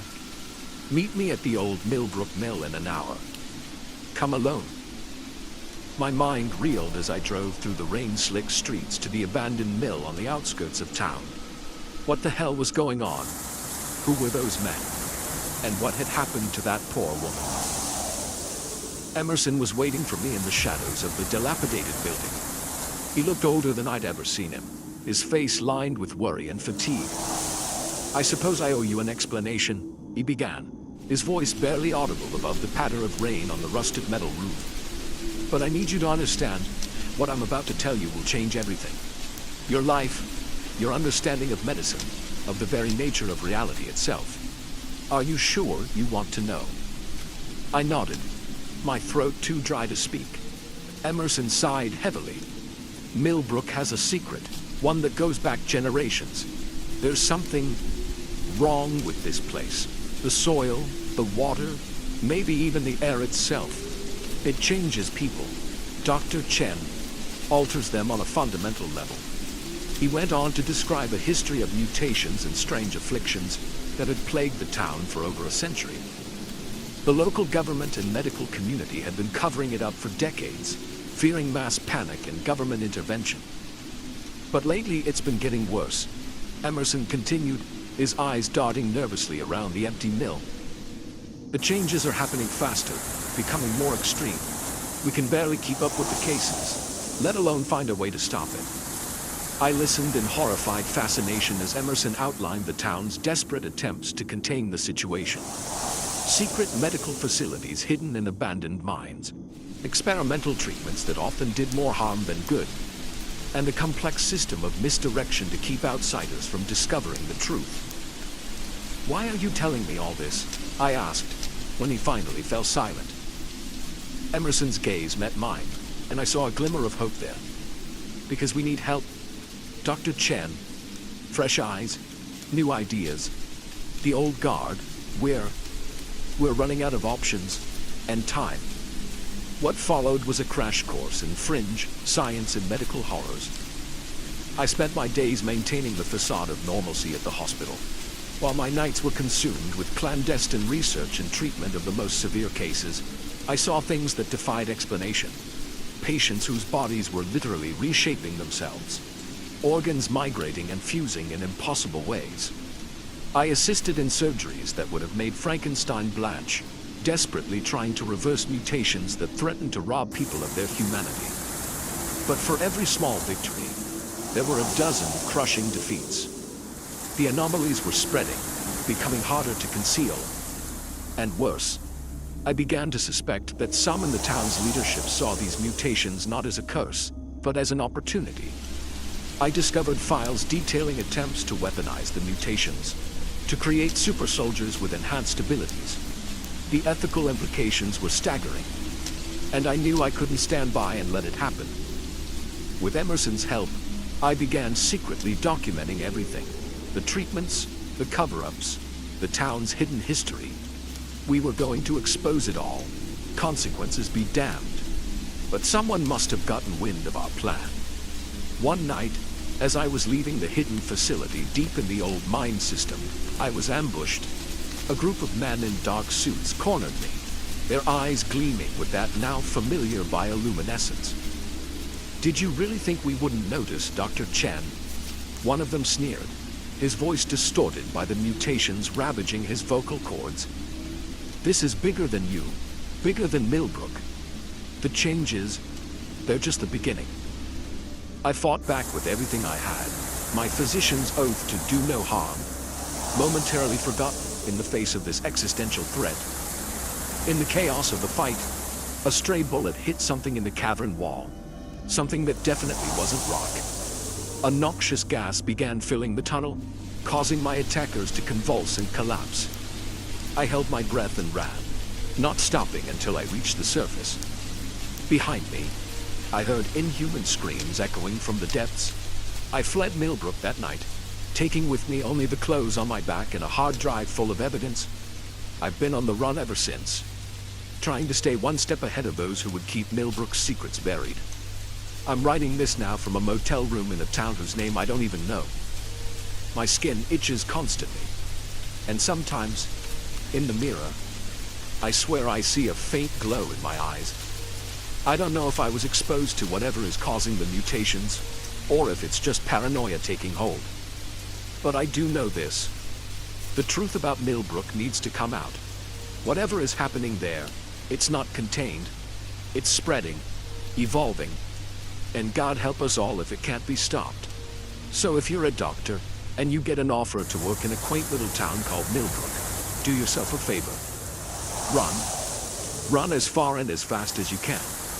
Because some medical mysteries are better left unsolved, and some cures are far worse than the disease.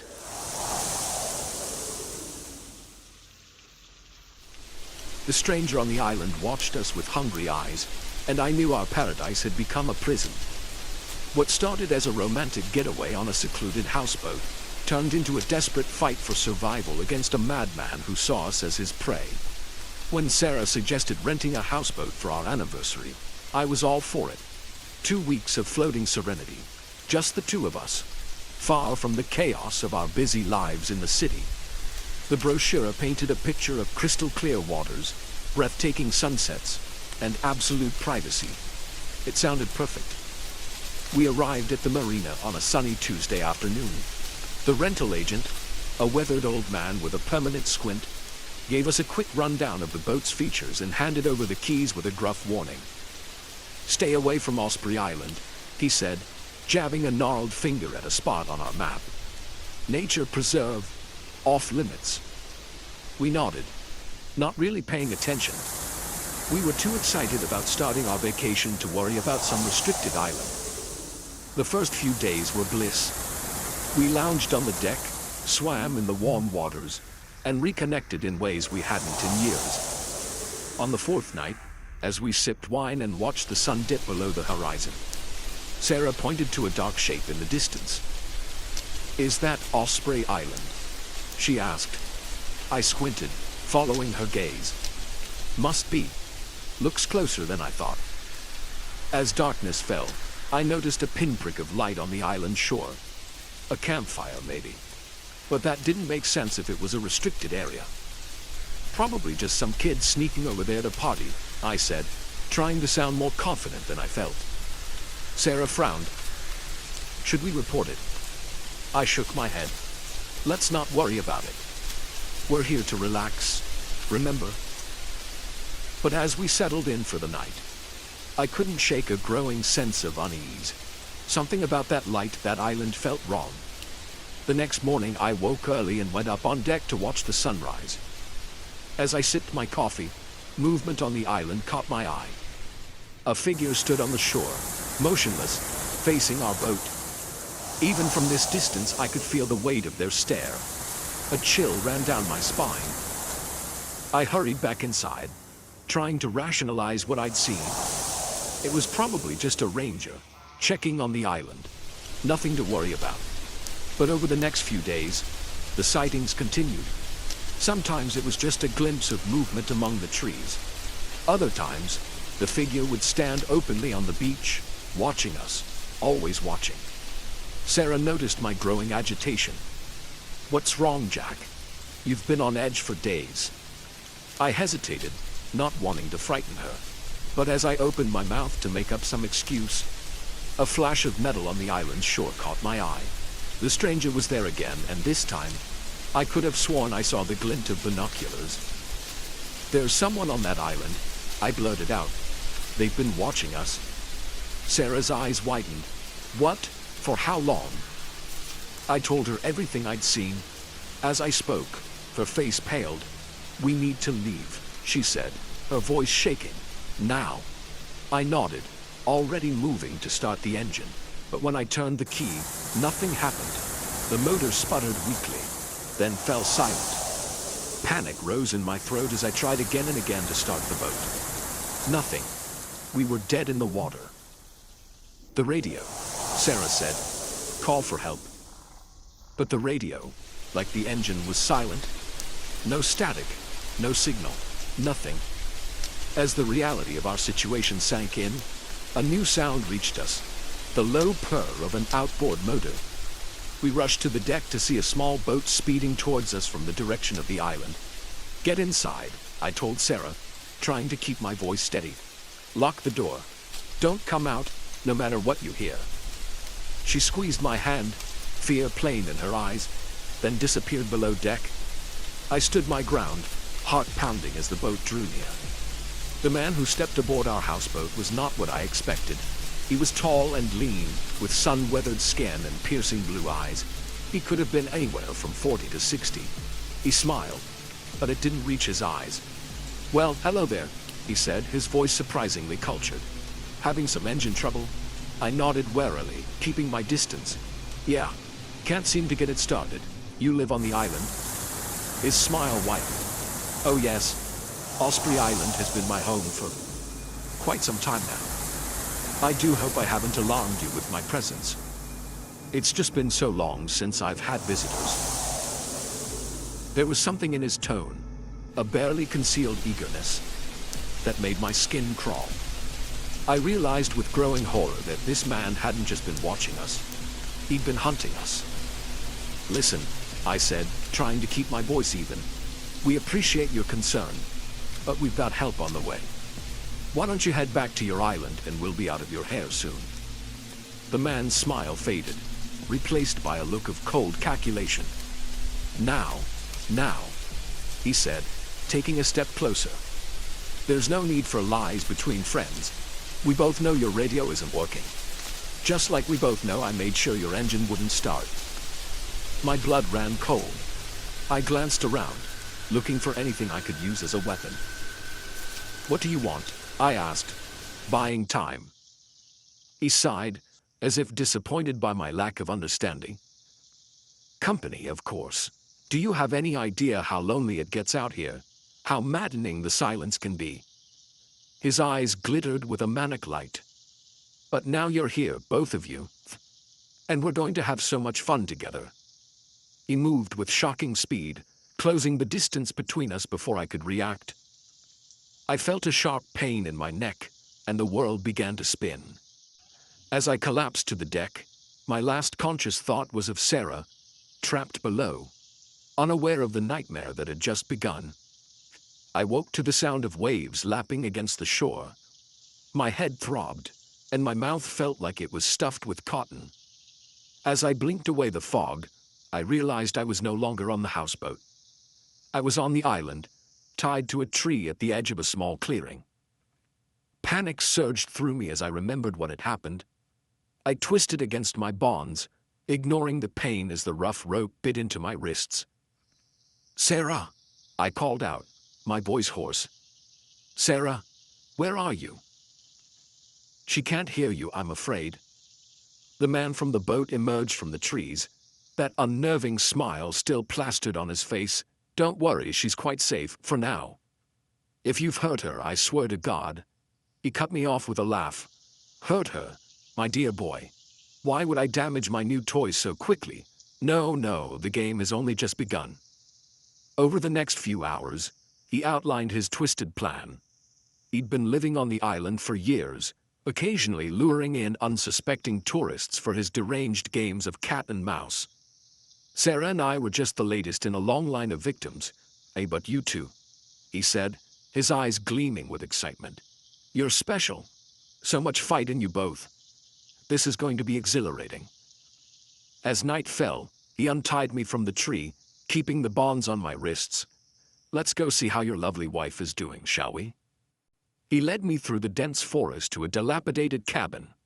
Inside, Sarah was tied to a chair, her face tear-streaked, but defiant.